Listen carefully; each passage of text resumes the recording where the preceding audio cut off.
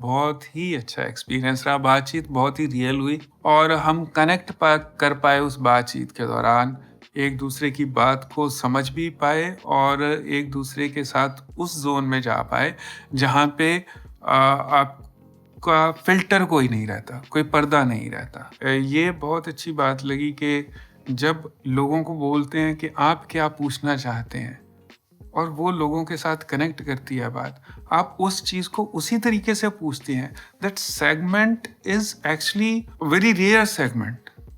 You are speaking from on behalf of those guys जो actually connect करना चाहते हैं आर्टिस्ट के साथ। दोस्तों, एक बार फिर से स्वागत है आप सबका द म्यूजिक पॉडकास्ट में।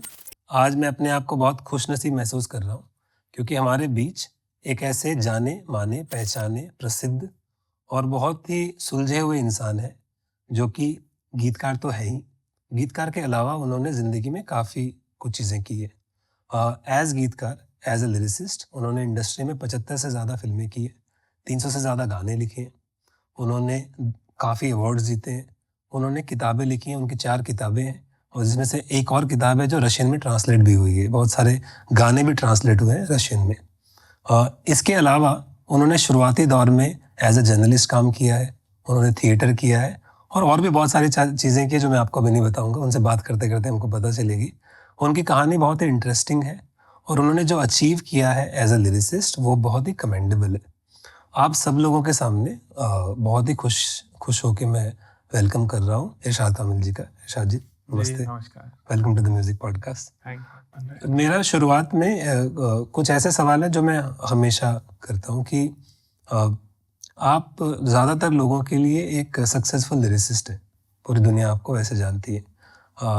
आप एक पिता भी हैं, एक पति भी हैं, एक दोस्त भी हैं, आप बहुत सारे लोगों के लिए बहुत कुछ है, लेकिन असल इरशाद कामिल कौन है? ओके असल इरशाद कामिल असल में उसको भी नहीं पता वो कौन है, वो ढूंढ रहा है। हमेशा ऐसा लगता है कि एक कोई है पोटेंशियल जो टैप नहीं हुआ अभी, तो इस खोज में लगातार लगा हुआ है वो इंसान।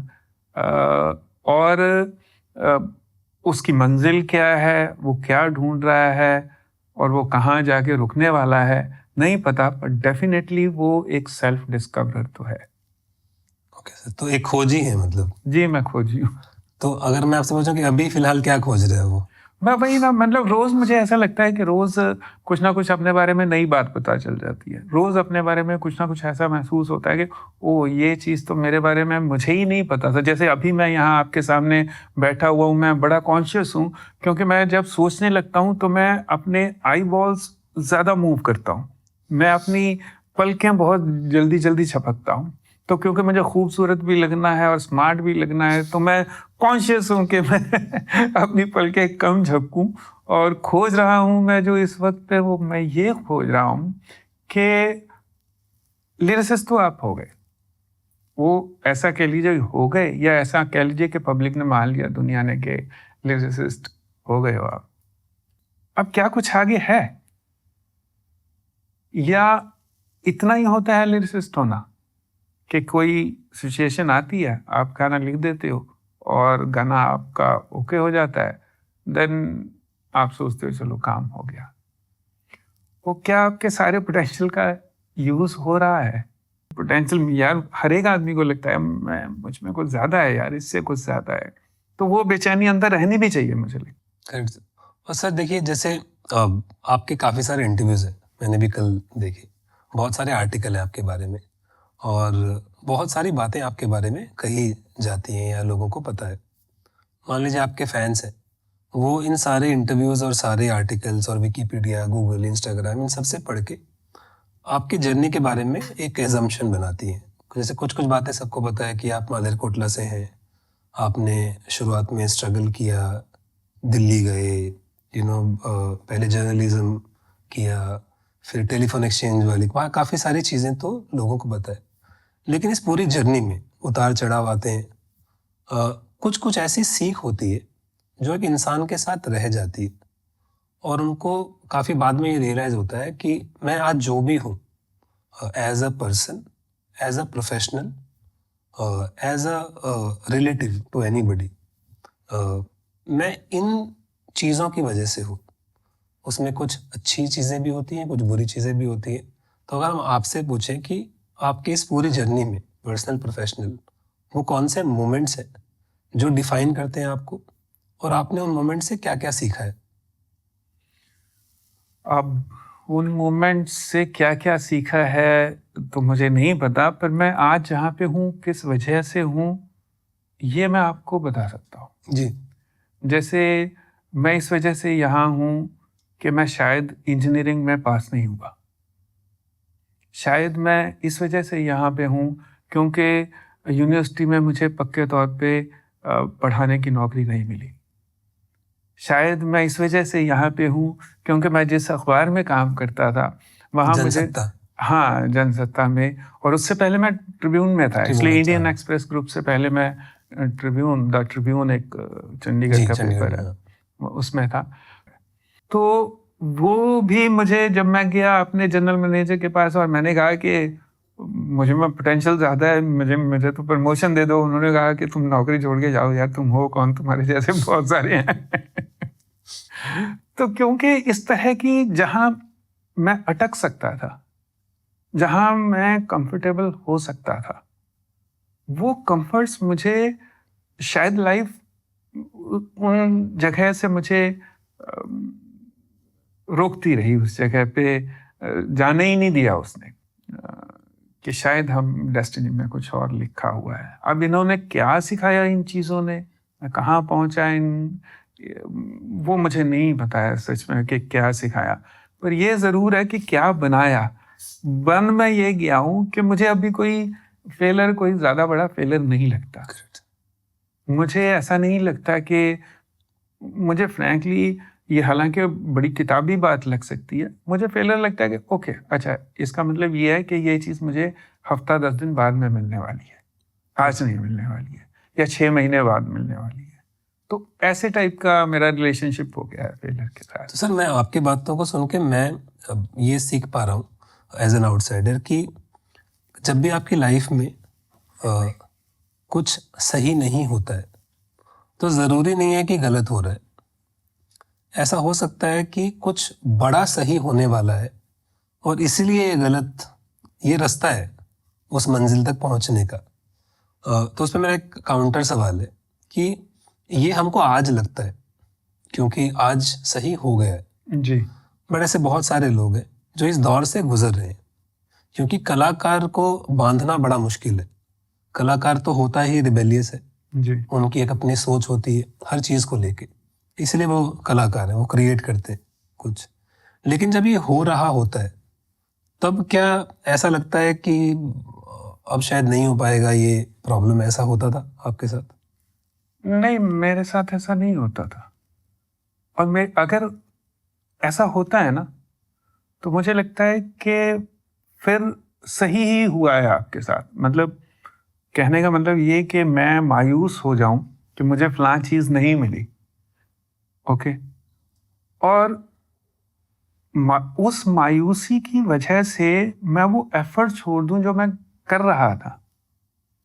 अगर एफर्ट छोड़ दी तो काम वहीं पे रुक गया ना। एफर्ट नहीं छूटनी चाहिए, मुझे ऐसा लगता है कि एक लगातार आपको, जैसे पानी एक दिशा में से बहता है, एक जी। दिशा को चलता है, वो हम तो दरिया हैं, हमें अपना हुनर मालूम है, बशीर बद्र साहब का शेर है, जिस तरफ भी चल पड़ेंगे रास्ता हो जाएगा। तो वो वाली बात है कि आपको यहाँ नहीं मिला तो आप अपनी एफर्ट नहीं छोड़ सकते, अपनी चाल नहीं छोड़ सकते, चलना आपको वैसे ही है। अब मैंने बॉम्बे आने वाली जैसे बात थी या वो यहाँ पहुँचने वाली बात थी, उस दौरान आप उस जोन में मुझे क्या बेहतर मिलना चाहिए की स्ट्रगल थी, वहां रुके रहने की स्ट्रगल नहीं थी। तो मेरे ख्याल से आपकी जो ये अंदर चाह है कि मुझे कुछ बेटर करते रहना है, अगर ये चाह जिंदा रहे तो वो अपने आप रास्ता ढूंढ लेता है। मैं जब पीएचडी कर रहा था, हमारे डॉक्टर सहगल थे वहाँ डिपार्टमेंट में, वो क्या, मैं चैप्टर लेके जाता था लिख के, और वो बहुत सारी गलतियां निकाल लेते थे, अरे ये तो ये दोबारा लिख के लेके आओ।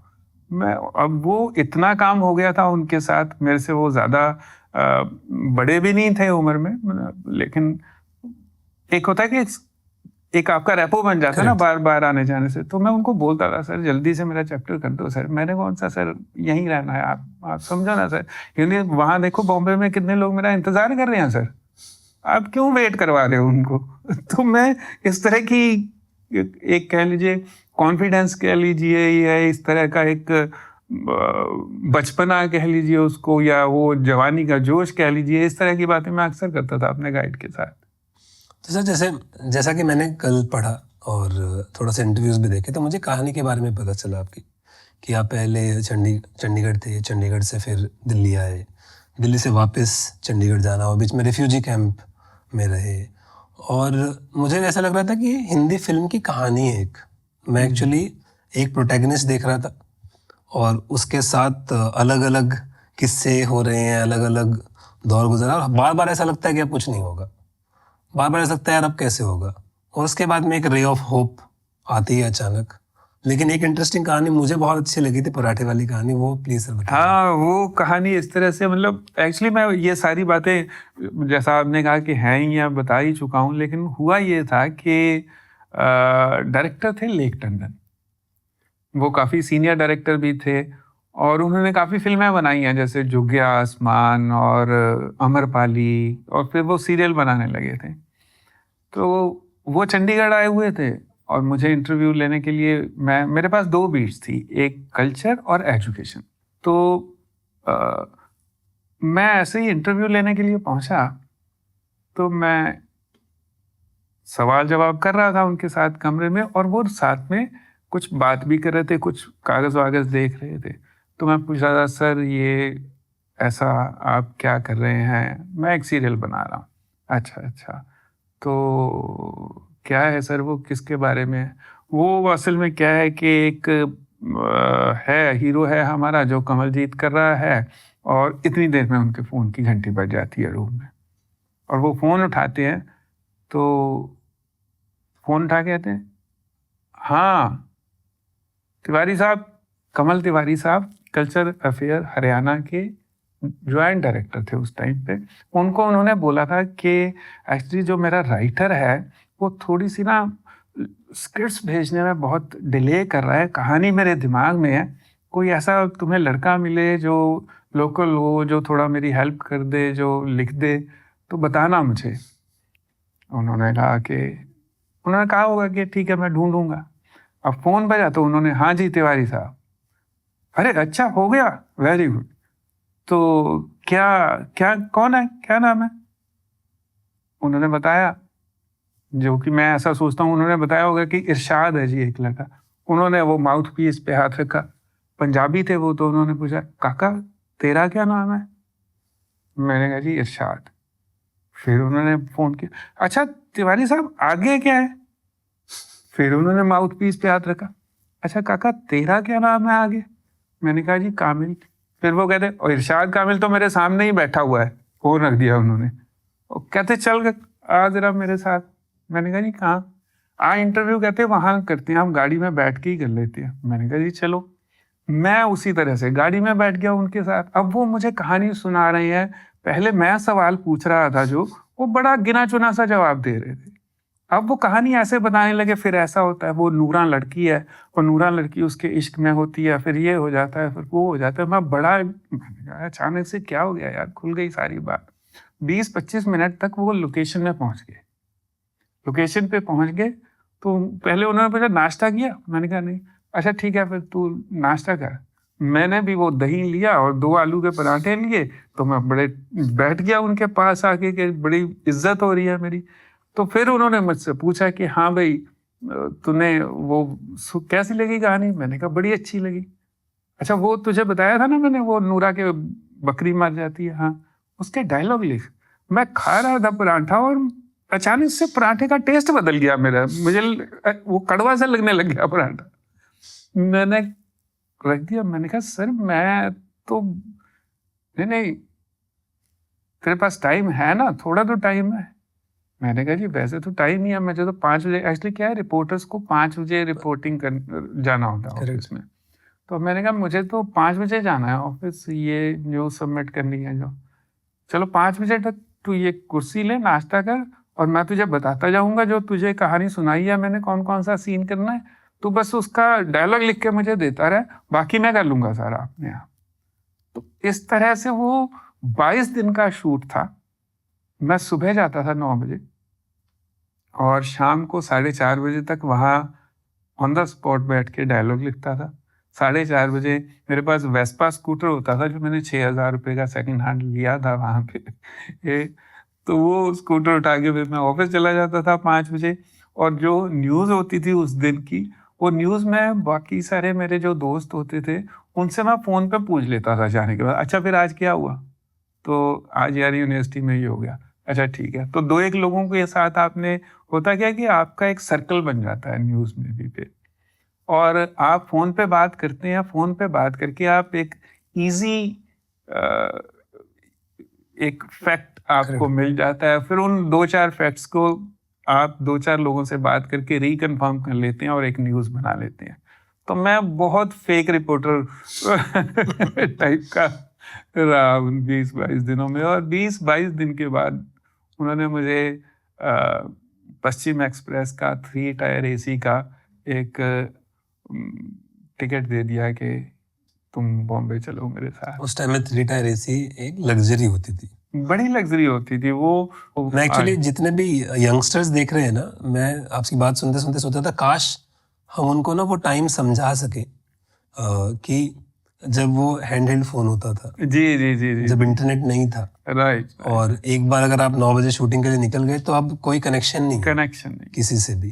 तो ये आपका एक इम्पॉर्टेंट पड़ाव है। उसके बाद में आपने काफ़ी सारे सीरियल्स बॉम्बे में लिखे, और फिर मुझे एक और स्टोरी पता है जी कि उसके बाद आपका एक चेंज हुआ जब आप संदेश जी से मिले, जी जी जी, और संदेश जी ने आपको इम्तियाज से मिलवाया, जी जी जी। और आप तीनों वर्सोवा बीच पे एक बार टहल रहे थे। हाँ ये पिछले दिनों मतलब अजीब सा एक किसी के साथ बात हुई थी, उन्होंने हेडलाइन अजीब सी बना दी थी इसकी। हाँ, ऐसा भी हुआ था।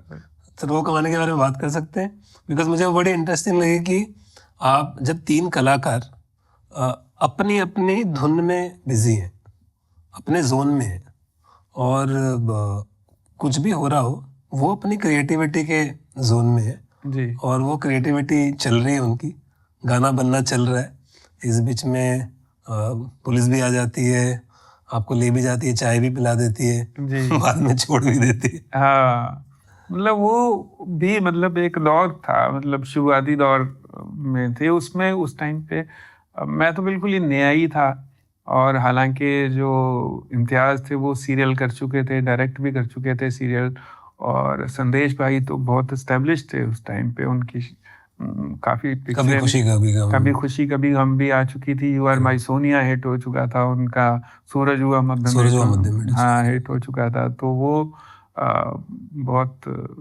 नाम था, मतलब जलवा था उनका उस टाइम पे। तो हम ऐसे ही, लेकिन उनसे भी जब मैं मिला था, संदेश भाई से भी, वो भी मैं बड़ा रिलेक्टेंटली मिला फ्रैंकली। यहाँ आने के बाद बॉम्बे में आ तो गया था जैसा अब मैंने बताया, लेकिन वो सीरियल के साथ मेरा थोड़ा सा एक रिलेशन कोई बहुत देर चल नहीं पाया। बहुत देर चला लेकिन इतना मुझे कोई मज़ा नहीं आया उस काम में। वो मज़ा इस वजह से नहीं आया मुझे कि ना तो राइटर को एक आज़ादी मिलती थी, ना नाम मिलता था, और ना पैसा ही ऐसा मिलता था कि आदमी सोचे कि बाकी छोड़ दो यार, चलो पैसा तो मिल रहा है तो मज़ा नहीं आ रहा था मुझे। तो मैं बाहर जब ढूंढ रहा था, और भी आया तो गाने में लिख सकता हूँ, तो किसी दोस्त ने मुझे संदेश शांडिल्य का नंबर दिया कि आप उनको फ़ोन कर लो। अब उनको मैं फ़ोन इस वजह से नहीं कर पा रहा था कि मेरे पिछले 1-2 जो एक्सपीरियंस थे म्यूज़िक डायरेक्टर्स को फ़ोन करने के, कोई बहुत ज़्यादा सुखद नहीं थे। वो होता ये था कि आप फ़ोन करते थे, वो कोई उनका बंदा होता था, वो बुला लेता था, फिर वो स्टूडियो में बैठाए रखता था, फिर आप 1 घंटा बैठे हो, 2 घंटा बैठे हो, 2.5 घंटा बैठे हो, ना आप मतलब एक अजीब सी कोफ्त होती थी आपको अपने आप से। थोड़ा ऐसा लगता था, अरे यार मैं क्या कर रहा हूँ यार, क्यों बैठा हूँ मैं यहाँ पे। तो मैं ज़्यादा एंथू में नहीं था उनका नंबर लेने के बाद, जब मुझे किसी ने पंजाब से दोस्त ने बताया कि आप संदेश से बात कर लो, मैंने ले लिया नंबर, छोड़ दिया। एंड हफ्ते 10 दिन के बाद उन्होंने फिर फ़ोन किया, उसी दोस्त ने, कह रहे तुमने की बात हो संदेश से? मैंने कहा नहीं। वो दूसरी तीसरी बार वो दोस्ती में जैसे होता है, अरे तू यार अपने आप को पता नहीं क्या समझता है, तो कर ले बात यार, क्या जाता है, ऐसा टाइप में वो करने लगा। तो मैंने एक दिन कर लिया, फोन कर लिया, और संदेश भाई भी इतने अच्छे इंसान, उन्होंने बुला लिया मुझे कि आ जाओ भैया। तो यहाँ से हमारा पहला एक सिलसिला शुरू हुआ, और इम्तियाज ने म्यूजिक डायरेक्टर संदेश को ले लिया, तो संदेश भाई ने मुझे रिकमेंड कर दिया। और हम सोचा ना था, पिक्चर पहला गाना कभी दिल के करीब तुम्हें मेरे नसीब यूं लाएंगे, सोचा ना था।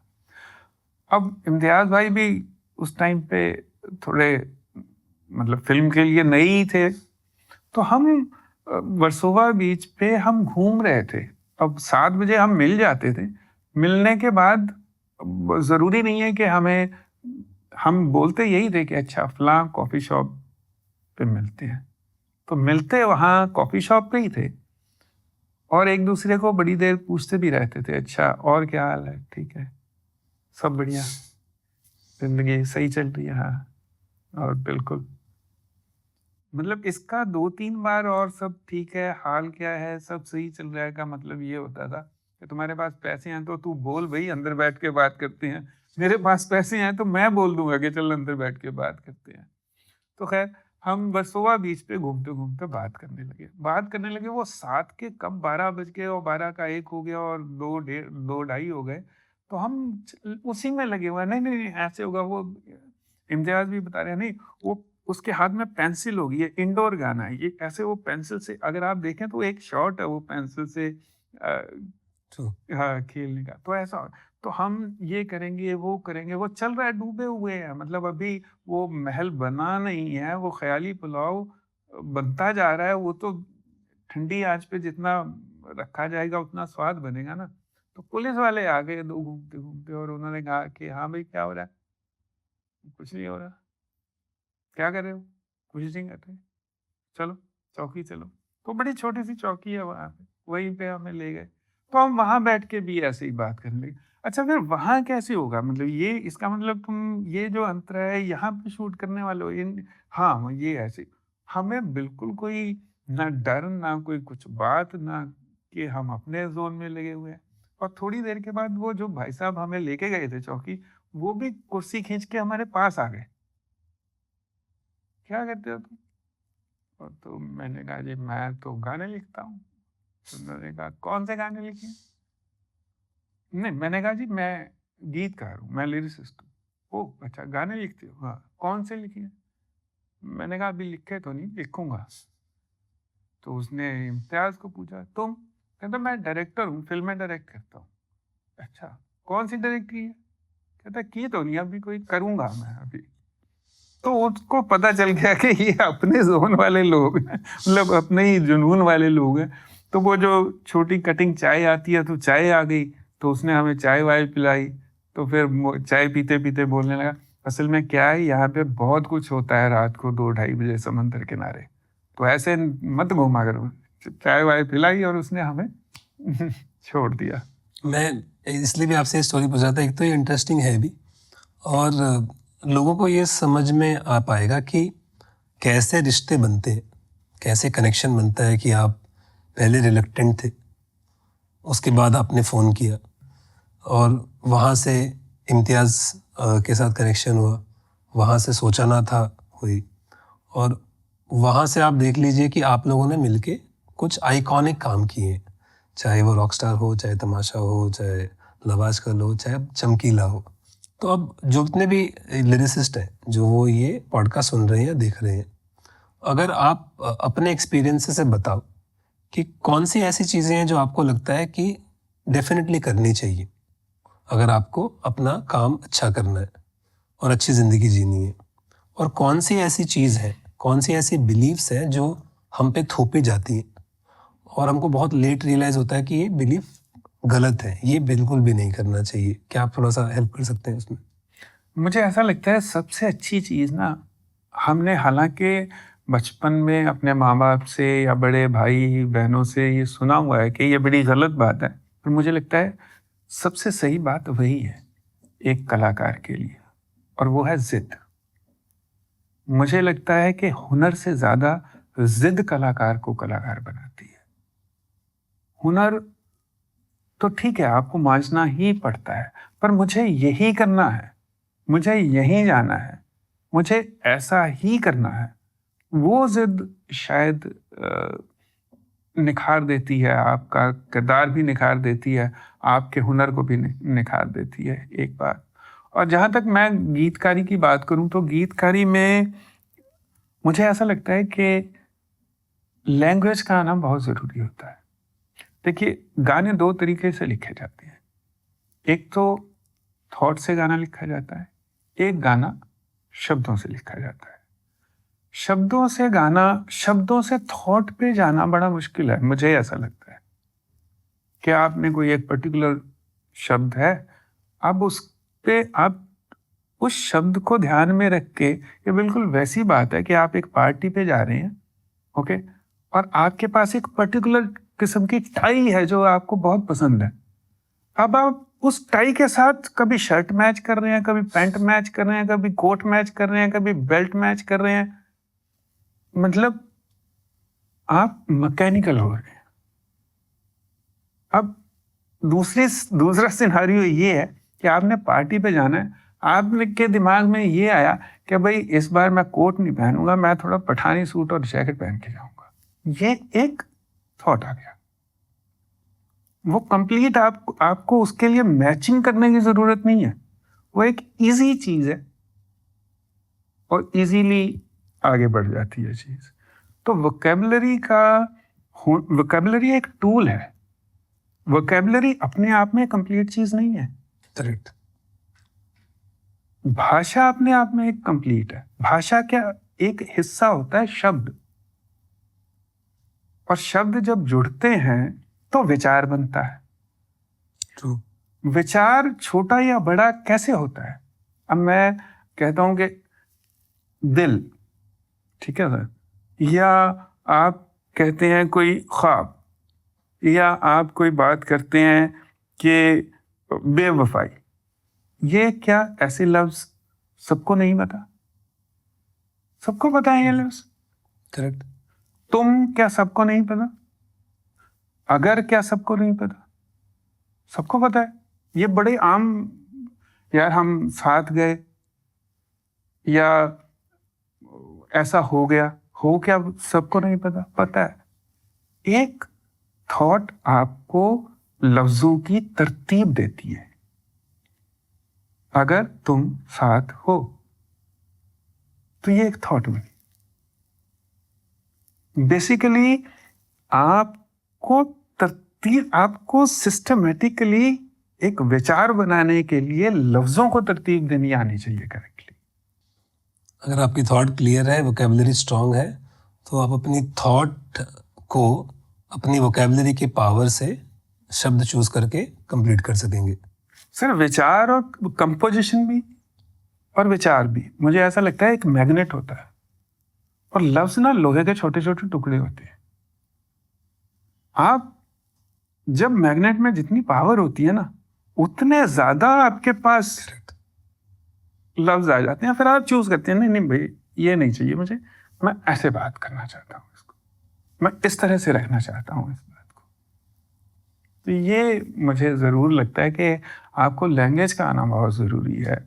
बिना लैंग्वेज के ग्रामेटिकल मिस्टेक्स जो हो जाती हैं, वो गाना हिट होना एक और बात है, गाने की उम्र लंबी होना एक और बात है। और आपने वो जो बात कही वो भी मेरे को बहुत ज़्यादा वैलिड लगती है कि दुनिया के जितने भी महान कलाकार हुए पूरी दुनिया में, सिर्फ भारत में नहीं, शुरुआत में उनको नहीं समझा गया। शुरुआत में वो सब रिबेलियस थे। उन सब के अंदर वो जिद थी कि हमको ये करना है, और तभी वो शायद कुछ कर पाए ज़्यादातर लोग। सर ऑल्सो जब हम किसी भी इंसान के एक्सपीरियंसेस और उनके लाइफ के बारे में सोचते हैं तो बहुत सारे मोमेंट्स होते हैं, जैसे मैंने बताया अलग अलग भाव के मोमेंट्स होते हैं। तो हम आपकी जर्नी के अलग अलग भाव के मोमेंट्स के बारे में थोड़ा जानने की कोशिश करते हैं कि आपकी जर्नी में सबसे डिफिकल्ट डिसीजन कौन सा था? मेरी अगेन डिफिकल्ट डिसीजन सिर्फ इतना था मेरे लिए, जैसे मैं जो पढ़ा हूँ, मैंने जो भी किया है, जैसे पीएचडी की, मैंने इसलिए नहीं की कि मुझे बहुत पढ़ना था या मैं पढ़ाई में बहुत ज़्यादा मेरा मन लगता था, ऐसा कुछ नहीं है। मैं सोच रहा था कि मैं सारी चीज़ें, जैसे हमारे यहाँ पे अच्छे बच्चे बनाने की, हमारे जो घर है ना, वो अच्छे बच्चे बनाने की फैक्ट्रियां हैं कि हमारा बच्चा बहुत अच्छा है। तो मैं अब बीइंग अच्छा बच्चा, मैं सोचता था कि घर वालों को बिना परेशान किए, इनकी एक परमिशन लेके, इजाज़त लेके मैं जाऊं कि मैं बॉम्बे जा रहा हूं। मैं पहले मैं ग्रेजुएशन के बाद ही थोड़ा इस जोन में जाना चाहता। अरे बीए क्या होती है, और एक आदमी बीए करके घूम रहा है, चलो मैं एमए कर लेता हूँ ताकि मैं उन हर एक आदमियों में ना आऊँ जो घूम रहा है। तो मैंने एमए करने की सोच ली। एमए की तो मेरे भाई कहते कि हिंदी में एमए कर ले, आजकल बैंक में हिंदी ऑफिसर बड़ी जल्दी लग रहे हैं लोग। तो मुझे लगा चलो आसान हो गई यार, ये बिना पढ़े ही हो जाएगा। इसका कहा हिंदी में एमए कर लेते हैं। हिंदी में एमए कर ली वो अच्छे बच्चे ने। अब एमए की तो अच्छा बच्चा कहता है अच्छा अभी तो मैं जा रहा हूँ। फिर आपने कहा था कि अब ये तो मिल नहीं रही है मुझे हिंदी ऑफिसर की जॉब, है ना, बैंक में, तो मैं जा रहा हूँ। अरे मतलब लोग क्या कहेंगे यार। तो उस चक्कर में मैं पीएचडी कर गया। मैंने कहा यार मतलब ये मैं ख़त्म ही कर देता हूँ, इसके बाद फिर क्लासेज ही ख़त्म हो जाएंगी कि मैं ये कर लो और वो कर लो, क्योंकि पीएचडी के बाद आप क्या करोगे। तो उस चक्कर में मैं पीएचडी कर गया और अच्छा बच्चा बनने की कोशिश में जॉब भी कर ली, सब कुछ वो भी दिखा दिया कि देखो जी जॉब भी मिल गई मुझे। और डिसीजन ये था कि जब आपको पैसे मिलने लगते हैं ना, और मैं हॉस्टल में ही था, जॉब मेरे पास आ गई थी जर्नलिज्म के बाद, और थोड़े पैसे भी आने लग गए थे। अब हॉस्टल में वहाँ पे जहाँ पे महीना ख़त्म होता है तो पैसे ख़त्म हो जाते हैं लड़कों के। आप 2-4-10 दोस्तों को उधार भी देने लग जाते हो कि ले भाई 150 रुपया रख ले तू यार, कोई बात नहीं, दे देना जब तेरे पैसे आएंगे घर से। ऐसे टाइप का एक फील आने लग जाता है आपको। उस चीज़ से निकलना, छोड़ना और फिर वो करना जो एक्चुअली आप चाहते थे, वो होता है कुछ, वो थोड़ा सा डिफिकल्ट ज़रूर होता है, पर मुझे लगता है वो बहुत ही मामूली सा डिफिकल्ट होता है। वही एक मोमेंट था जब मुझे लगा बड़े दिनों के बाद, जैसा आपने लैंडलाइन की बात की थी, तो मेरे अम्मी ने लैंडलाइन पे ही ऑफिस में फ़ोन किया था। बड़े दिन हो गए थे बात किए हुए, मैं हॉस्टल में ही रहता था जॉब करता हुआ भी। तो उन्होंने कहा इरशाद से बात करवा दीजिए, ऐसे बोलते थे, वो कॉमन सा फ़ोन होता है। तो सामने से आवाज़, उन्होंने बताया कि वो तो जॉब छोड़ के चला गया। क्या उसको तो हो गया 8-10 दिन हो गए जॉब छोड़ के चले गया। तो मुझे किसी तरह से मैसेज पहुंचाया गया, मैंने फ़ोन पे बात की और फिर मैं घर गया। और घर में फिर वो एक अदालत लगी और एक चारपाई पे मैं बैठा हुआ था। तो मुझे ऐसे लग रहा था कि ये मेरे वाली चारपाई जो है वो कटहरा है, मैं कटघरे में खड़ा हुआ हूँ और ये सब लोग मुझे सवाल कर रहे हैं कि तुमने जॉब क्यों छोड़ दी अच्छी खासी। ऐसे थोड़ी होता है। मैंने जब उन्हें बताया कि मैंने बॉम्बे जाने का सोचा है, मैंने बताया था, ऐसे थोड़े होता है। तुम क्या समझते हो कि तुम बॉम्बे जाओगे और आनंद बख्शी बन जाओगे? ऐसे कौन बना है आनंद बख्शी? अच्छी खासी जॉब छोड़ दी, दिमाग खराब हो गया, ये हो गया, वो हो गया, जिस तरह की बातें होती हैं। तो उस टाइम पे मुझे अपनी माँ की बात एक बहुत अच्छी लगी। उसने कहा अब इतना भी बच्चा नहीं है ये, इसने जॉब छोड़ी है तो कुछ सोच के ही छोड़ी होगी। That was such ray of hope and ऐसा कि अरे यार किसी को तो मैं थोड़ा समझ में आया। करेक्ट। तो वो डिसीजन मुझे लगता है फिर ultimately, and I decided that I will go. लेख जी से मिलने से पहले मैं एक्चुअली बॉम्बे आया था 1-2 बार। वो सिर्फ होता है कि आपके पास जॉब के थोड़े से पैसे हैं, 2-4 हज़ार, अच्छा आए, एक किसी देखा कि शहर की नब्ज कैसी है, ओ यहाँ तो बहुत पैसा चाहिएगा, यहाँ तो कम्यूट करना बड़ा मुश्किल है, तो 2-4 दिन 5 दिन इधर उधर रुके और वापस चले गए। फिर आप थोड़े से पैसे इकट्ठे किए और 2-4 दिन 5 दिन आप आए और फिर वापस चले गए। तो वो सिलसिला मेरा पहले चला लेख जी से मिलने से पहले। और सर जब भी जर्नी होती है किसी की भी, तो कुछ लोग होते हैं जिनके बिना वो जर्नी अधूरी है और उनका बहुत इम्पोर्टेंट रोल होता है। तो वो कौन लोग हैं जिनका रोल सबसे ज़्यादा इम्पोर्टेंट है आपकी जर्नी में? जैसे मैंने कहा, मेरे मदर काफ़ी सपोर्टिव रहे मुझे, सपोर्टिव इन द सेंस वो भी जितना कर सकते थे उस परिवार में, उस तरह के परिवार आप जानती हैं, जैसा मैंने कहा कि वो जहाँ अच्छे बच्चे बनाए जाते हैं, है ना। तो उसके अलावा कमल तिवारी साहब, बहुत उनका काफ़ी रोल रहा, उनकी वजह से मैं लेक टंडन साहब से मिला। लेक टंडन साहब का बहुत अच्छा मेरी ज़िंदगी में एक अहम रोल रहा। और जो मैं बताना चाहूँगा, जब उन्होंने मुझे बॉम्बे के लिए बोला कि ये लो तुमने काम किया है, 15 दिन का रह गया है हमारा शेड्यूल, अब सब 22 दिन का जैसा मैंने कहा निपटाया था मैंने उनके साथ बैठ के, अब 15 दिन का तुम है ये एक ट्रैक, तुम बॉम्बे आ जाओ और उसके बाद ये फिनिश हो जाएगा पूरा चैप्टर। मैंने कहा सर मुझे नहीं बताया मैं बॉम्बे कहाँ रहूँगा, किसके पास रहूँगा, क्या, नहीं वो तुम हो जाएगा, तुम आ जाओ कर लो किसी तरह से।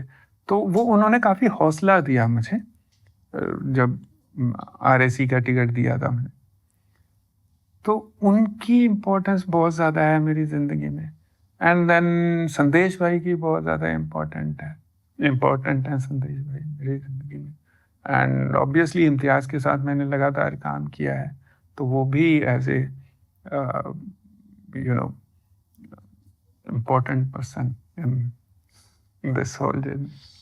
सर वो कौन से मुद्दे और कौन से सवाल है जो आप हमेशा से चाहते हैं कि आपसे पूछे जाने चाहिए, कि इन मुद्दों के बारे में ज़्यादा बात होनी चाहिए, जिससे इंडस्ट्री, यहाँ पे काम करने वाले लोग और जो भी लोग आना चाहते हैं उनके लिए बहुत ही फ़ायदा होगा? क्या वो मुद्दे बता सकते हैं सर? जैसे मुझे ऐसा लगता है कि ये बहुत ज़रूरी है कि इंडस्ट्री जो हम ना असल में सिर्फ उन्हीं के बारे में जानते हैं जो कामयाब है। जी। जो कामयाब है वो इंडस्ट्री बहुत छोटी है, जो कामयाब होने की कोशिश में है वो बड़ी इंडस्ट्री है, वो ज़्यादा लोग हैं। जी। और कामयाबी के भी अलग अलग लेवल हैं कि आप कहाँ पे सेटिस्फाइड हैं या कहाँ नहीं सेटिस्फाइड हैं, किस लेवल पे पहुँच के आपको लगता है कि yes now I am arrived. तो असल पिक्चर जो है ना, असल बातें जो हैं, जैसे मुझे अभी भी लगता है कि एक राइटर की स्ट्रगल ये बताना बहुत ज़रूरी है, एक राइटर की स्ट्रगल कभी ख़त्म नहीं होती, वो कोई भी राइटर हो, कोई भी राइटर से मतलब आज से 100 साल पहले भी राइटर की स्ट्रगल ख़त्म नहीं हुई थी, अब भी राइटर की स्ट्रगल ख़त्म नहीं है, और आज से आने वाले 100 साल बाद भी राइटर की स्ट्रगल ख़त्म नहीं होगी। वो क्यों नहीं होगी ख़त्म? इसलिए क्योंकि उसको जो चैलेंज करने वाली चीज़ है वो खाली कागज़ है। वो खाली कागज़ आपको चैलेंज करता रहेगा, वो आपकी स्ट्रगल ख़त्म ही नहीं होने देगा। तो राइटर का चैलेंज कह लीजिए, राइटर की स्ट्रगल कह लीजिए, स्ट्रगल वर्ड मुझे हालांकि ज़्यादा अच्छा नहीं लगता, ख़त्म नहीं होती है वो। सर ये आपने जो बात कही है ना, ये बहुत इम्पोर्टेंट है, और आप शायद हमारे देश के कामयाब गीतकारों में से, चुनिंदा गीतकारों में से एक हो, और आप अगर ये कह रहे हैं तो मैं ये सोचता हूँ कि बाकी लोगों की तो और भी बुरी हालत होगी उस मामले में, क्रिएटिविटी में। क्या इसको, मुझे पर्सनली ऐसा लगता है एज अ ह्यूमन बीइंग कि दुनिया की हर प्रॉब्लम एक अपॉर्चुनिटी होती है जी। अगर प्रॉब्लम्स नहीं होती तो कभी अपॉर्चुनिटी बनती ही नहीं किसी भी तरीके की। तो क्या आपको लगता है कि ये प्रॉब्लम का कोई सजेस्टेड सोल्यूशन है जिससे इसको बेहतर किया जा सकता है? नहीं, मैं प्रॉब्लम नहीं इसको देखता हूँ, बिल्कुल भी ये प्रॉब्लम नहीं है। ये एक बड़ा अलग किस्म का मजा है इसमें। खाली कागज, मैंने एक आध बार पहले ये बात की थी, खाली कागज ना एक बंजर खेत की तरह होता है। आपको अपने मेहनत से ना वहां पे कोई फसल उगानी होती है। अब आप जितने अच्छे किसान हैं उतनी अच्छी फसल उगाएंगे आप, हाँ, है ना? तो ये आपको मोटिवेशन भी देता है। ये मोटिवेशन भी देता है। और जैसे गालिब साहब का एक शेर है कि आपने सुना होगा कि है और भी दुनिया में सुखनवर बहुत अच्छे, बहुत ही पॉपुलर शेर है और भी दुनिया में सुखनवर बहुत अच्छे, कहते हैं कि गालिब का है अंदाज़े बयां और। गालिब का क्या है? अंदाज़े बयां और है, करेक्ट। बात कहने का तरीका और है। तो वो आपको वो अंदाज़े बयां ढूंढना होता है, मुझे लगता है अपना। तो उसमें मजा आता है कि आपने एक रोमांटिक गाना लिख लिया, अब 4 दिन बाद आपको फिर रोमांटिक गाना लिखना है, फिर 2 दिन बाद फिर आपको रोमांटिक गाना लिखना है। और मजे की बात यह है कि तीनों बार आपको पहली बार प्यार हो गया है किसी लड़के को या किसी लड़की को, यही लिखना है, लेकिन अलग तरीके से लिखना है। लेकिन अलग तरीके से लिखना है। अब क्या करोगे आप? मतलब पहली बार प्यार, आपको पहली बार प्यार, ओके अच्छा चलिए अभी इस अंदाज में सोचते हैं, अभी इस अंदाज में सोचते हैं। तो वो मज़ा इसी बात का है, या कह लीजिए इसको एक पॉजिटिव तरीके से अगर आप इसको देखें, तो मुझे लगता है कि बहुत बढ़िया अच्छी बात है कि ऑन द टोज रखती है। तो सर आपने थिएटर की है जी, और आपने एक्टिंग भी की है, क्या थिएटर और एक्टिंग करने से किरदार को समझने में और उसके तरीके से सोच के लिखने में आसानी होती है? मेरा ख्याल से इसका ताल्लुक ना थिएटर का ताल्लुक या एक्टिंग का ताल्लुक ऐसा नहीं है कि ऐसा करो तो ऐसा ही होता है, कोई सेट फार्मूला नहीं है। ये बिल्कुल भी सेट फार्मूला नहीं है। मुझे ये ऐसा नहीं है कि आप गुलाब का फूल दोगे तो लड़की हाँ कर ही देगी, ऐसा नहीं होता है। सही है। तो ये तो आप कितने, एक्चुअली राइटिंग का जो नब्ज है ना, वो आपकी सेंसिटिविटी के साथ जुड़ी हुई है। वो आप ऐसा नहीं है कि थिएटर करोगे तभी किरदार समझोगे। कोई आदमी सड़क पे चलता हुआ आपकी तरफ देखेगा और आपको लगेगा यार इसको मुझे पूछना चाहिए कि तू ठीक है यार, सब बढ़िया है। जी। कोई दोस्त आपका आपके घर आएगा, उसके अंदर आने से आपको पता चल जाएगा अच्छा आज इसकी हवा बदली हुई है। आप क्या हाल है नहीं पूछोगे, आप कहोगे कॉफी बनाओ तेरे लिए। लिखना सेंसिटिव काम है, कलम उठाना जिम्मेदारी का काम है। अगर आप जिम्मेदार नहीं हैं, ये मैं बहुत जिम्मेदारी के साथ बात कह रहा हूं, अगर आप जिम्मेदार नहीं हैं मत कलम उठाइए, मत लिखिए, क्योंकि आपका लिखा हुआ रह जाएगा। हाँ, वो कोई मिटा नहीं सकता। वो शब्द नाद है, शब्द ब्रह्म है। True true. और मैं तो ऐसा हंसते हंसते ये भी कहता हूँ कि जो अच्छा नहीं लिख रहे हैं यार, बेसिकली ये जो ग्लोबल वार्मिंग हो रही है ना, ये सब उन्हीं की वजह से हो रही है।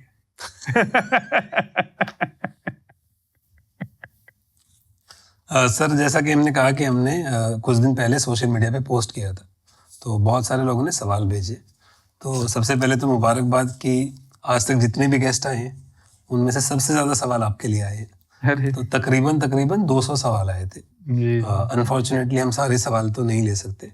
हमने कोशिश करके थोड़ा सा आजकल एआई का सहारा लिए क्लब किया है सेम सवालों को। तो उनमें से कुछ सवाल हम आपसे लेंगे जो आपको लगे। कुछ सवाल बहुत बेसिक भी हैं क्योंकि यंग इमेच्योर लिरिसिस्ट भी हैं, सब नए बच्चे भी हैं, और कुछ और सवाल जो हमारे बच्चे हैं वो भी आपसे लेंगे। तो पहला है कि काफी लोगों ने ये पूछा है कि अगर किसी इंसान को अपनी शायरी, कविता या लिरिक्स राइटिंग को मजबूत करना है तो कौन सा लिटरेचर या किताबें हैं जो आप सजेस्ट करोगे कि वो पढ़े? ये ना कौन सा अपने आप में एक सवाल है। अगर आपको अपनी शायरी मजबूत करनी है, अपनी वोकेबलरी मजबूत करनी है, तो आपको जो किताब मिलती है ना आप पढ़ लीजिए। हर किताब में कुछ ना कुछ ऐसा होगा जो आपको कुछ सिखा के जाएगा।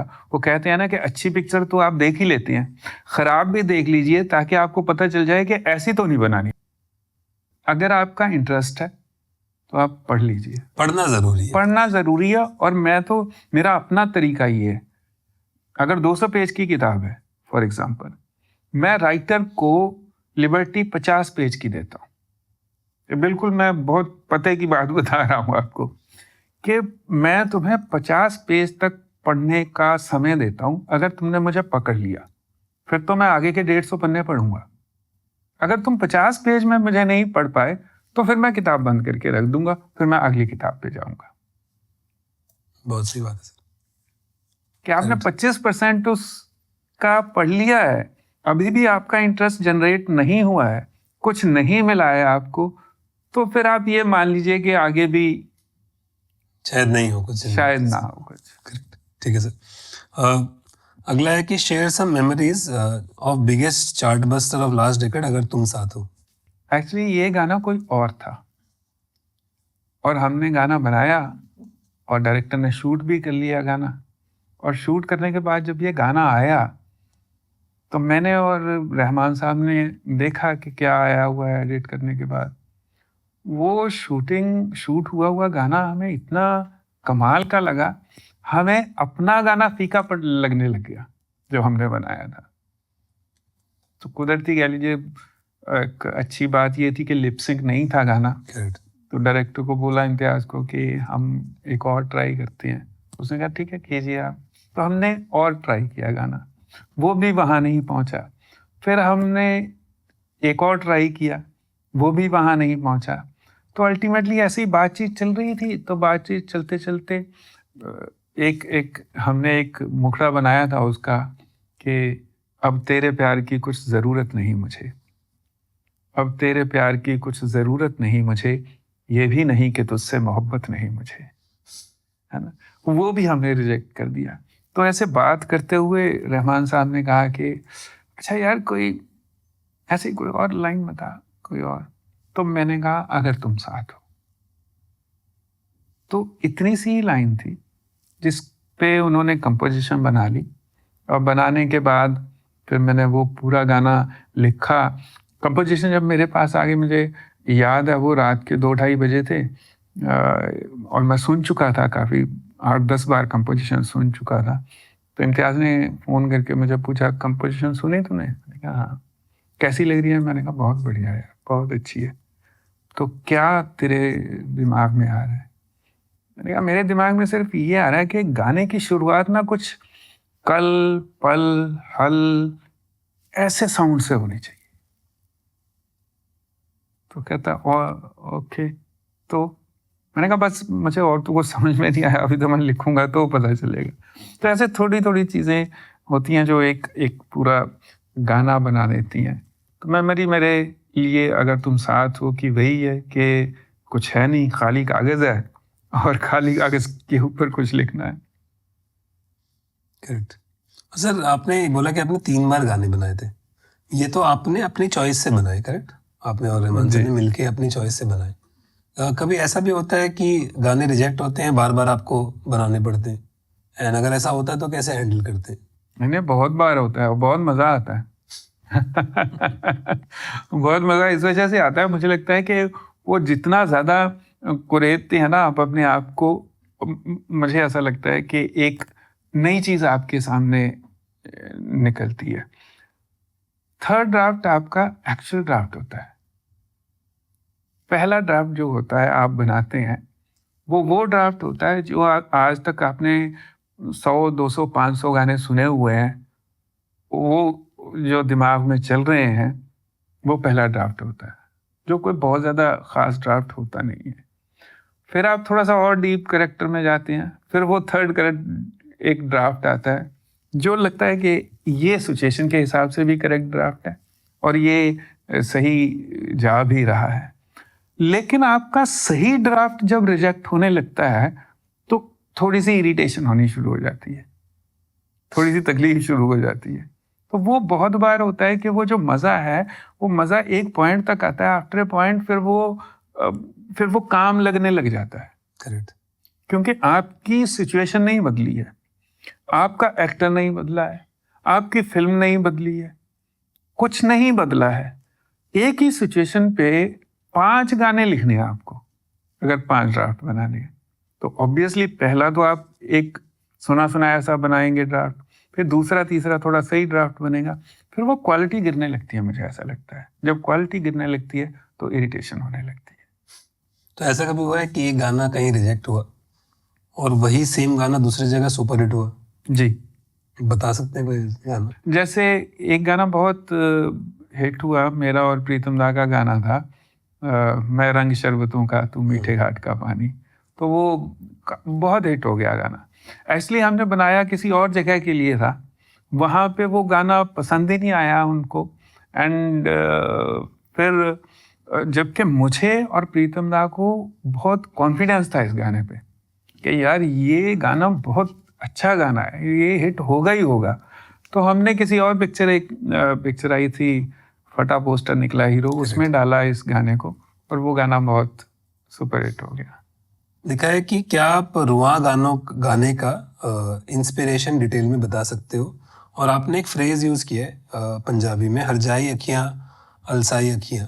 तो आप हिंदी गानों में बीच बीच में पंजाबी फ्रेजेस भी यूज करते हैं। दूसरा कि आपने क्या इंस्पायर होकर वो फ्रेज यूज किया है बीच में?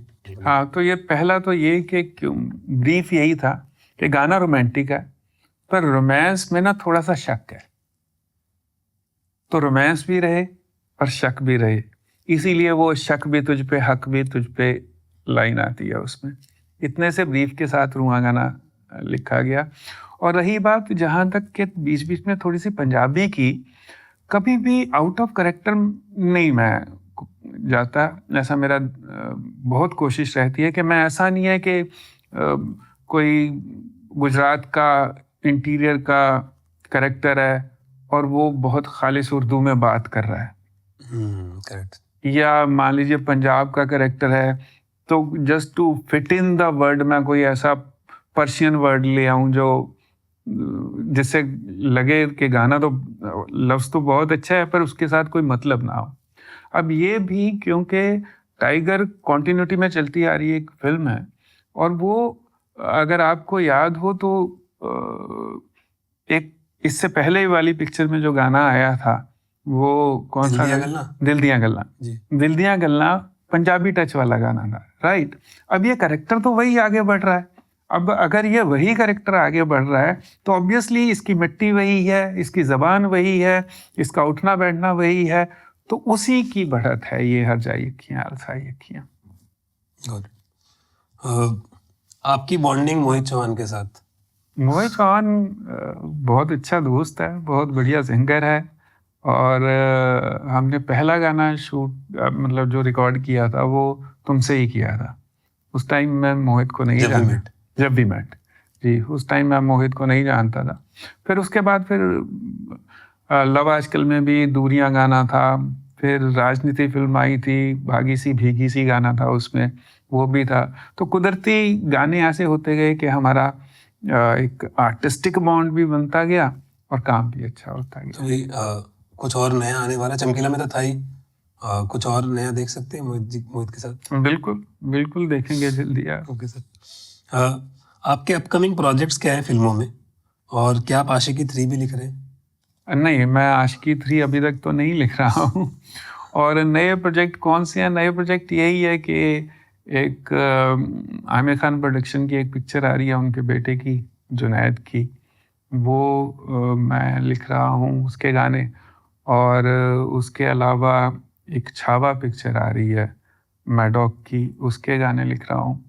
और 21 आ रही है एक पिक्चर, उसके गाने लिख रहा हूँ। ऐसे ही 2-4। ऑल द बेस्ट सबके लिए। राइटिंग प्रोसेस और टिप्स के बारे में बहुत लोगों के सवाल है, तो पहला सवाल है, what makes a song a classic? Oh, situation situation makes a song classic. एक सही सिचुएशन में सही तरीके से आपने अगर अप्रोच किया हुआ है तो सॉन्ग के क्लासिक होने की संभावना बढ़ जाती है। ज्यादा है, प्रोबेबिलिटी ज्यादा है। हाँ, वो एक, क्योंकि हम ना, we are all bundle of possibilities. हम जो कुछ है अपनी पॉसिबिलिटी की वजह से हैं। हम उस पॉसिबिलिटी को प्रॉपरली एक्सप्लोर कर लेते हैं एक पर्टिकुलर जगह पे? अगर कर लेते हैं तो बात बन जाती है, अगर नहीं कर पाते हैं तो नहीं बनती है। इवन रोमांटिक सिचुएशन में भी अगर सिचुएशन इस तरह की रोमांस की ही सिचुएशन हो, लिखने वाले ने लिखा हुआ है ना, चलो एक बार फिर से अजनबी बन जाए हम दोनों, वो हुआ ना क्लासिक गाना। करेक्ट। राइट। तो आप अपनी पॉसिबिलिटी को कितना एक्सप्लोर कर लेते हो किसी पर्टिकुलर जगह पे, तो वो आप बेसिक क्लासिक क्या है कि क्लास है इस बात में, एक देर तक याद रहने वाली चीज है। करेक्ट। सम लिरिक्स राइटिंग टिप्स या एक्सरसाइजेस? एक्सरसाइजेस तो बड़ी आसान है, मुझे लगता है कि इतने सारे गाने हैं, इतनी सारी सिचुएशन है। एक जैसे फॉर एग्जांपल कंपोजिशन यही है, अगर तुम साथ होगी, सिचुएशन भी वही है। अब आप क्या गाना लिखेंगे, ये एक एक्सरसाइज हो सकती है। ये घर पे बैठ के आराम से कर सकते हैं, आराम से किसी की कर जरूरत सकते हैं नहीं है। आप, कहीं जाने की जरूरत नहीं है, कागज और कलम चाहिए। बस। करेक्ट। सर, अगला टेक्निकल सवाल है कि मीटर और स्कैनिंग का क्या मतलब है और कैसे डिफाइन करें इसको, थोड़ा सा। मीटर मतलब, मीटर तो ये मीटर अलग अलग होते हैं। मीटर, ये दो टर्म में बताता हूँ मैं आपको। एक मीटर गजल के मीटर होते हैं, एक मीटर फिल्मी गानों के मीटर होते हैं। जो फिल्मी गानों के मीटर होते हैं वो तो कंपोजिशन होती है, जो आपको धुन दी हुई है किसी म्यूजिक डायरेक्टर ने, और आपने उसके मुताबिक वो गाना लिखना है। उसमें कोई पर्टिकुलर एक पैटर्न होगा, ये हो भी सकता है, और पर्टिकुलर पैटर्न नहीं होगा, ये भी हो सकता है। राइट। अब एक मीटर होता है गजल का मीटर, जो पर्टिकुलर पैटर्न में ही होता है, जो आपको उसी तरीके से लिखनी पड़ती है। तो वो ये दो अलग अलग चीजें हैं। ये दोनों आप अगर मान लीजिए, आप इसकी तो टेक्निकल तैयारी के लिए आपको बहुत सारी किताबें भी मिल जाती हैं।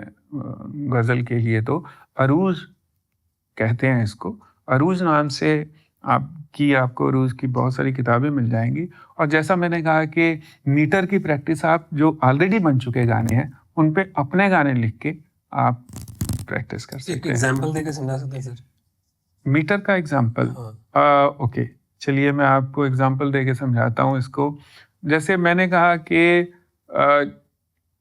कोई भी शेर ले लीजिए कि ये गजल का इस तरह से है, मतलब कि इस तरह हो तुम मेरी, इस तरह पराई हो, इस तरह हो तुम मेरी, इस तरह पराई हो, और की गजल जैसे और ने सुनाई हो। है ना? अब इस तरह हो तुम मेरी, ये एक पर्टिकुलर किस्म का मीटर है, और की गजल जैसे, ये दोनों बराबर हो गए। तो इसलिए वो राइम और मैच करता हाँ, है। वजन बराबर हो गया। मीटर का मतलब होता है कि वजन बराबर हो जाए आपका उस जगह पे, जहां पे असल में अगेन क्योंकि टेक्निकल क्वेश्चन है तो ये टेक्निकल तरीके से ही समझाया जा सकता है। गुरु लघु होता है इसमें, कि एक हल्का होता है, एक भारी होता है लफ्ज। जैसे जो जहां पे भारी आया उसके बाद भारी आएगा, जहां पे हल्का आया उसके बाद फिर हल्का ही आएगा। और एक कंपोजिशन अगर दी हुई है तो उसको मीटर पकड़ के जिस तरह से धुन बनाई हुई है किसी चीज ने, मान लीजिए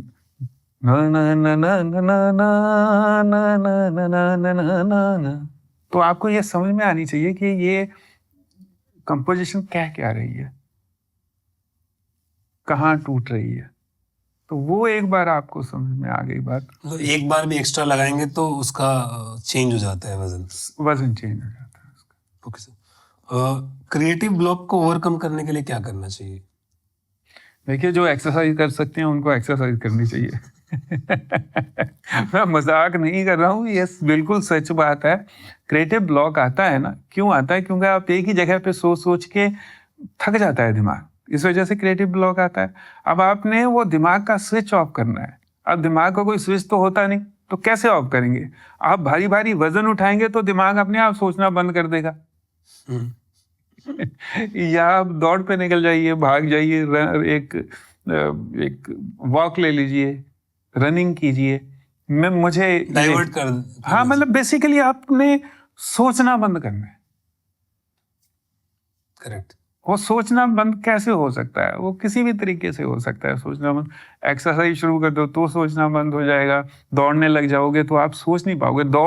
आप देखिए कि आप स्प्रिंट भी कर रहे हैं और सोच भी रहे हैं, ऐसा कैसे होगा? नहीं हो सकता, ये नहीं हो सकता ना। तो वो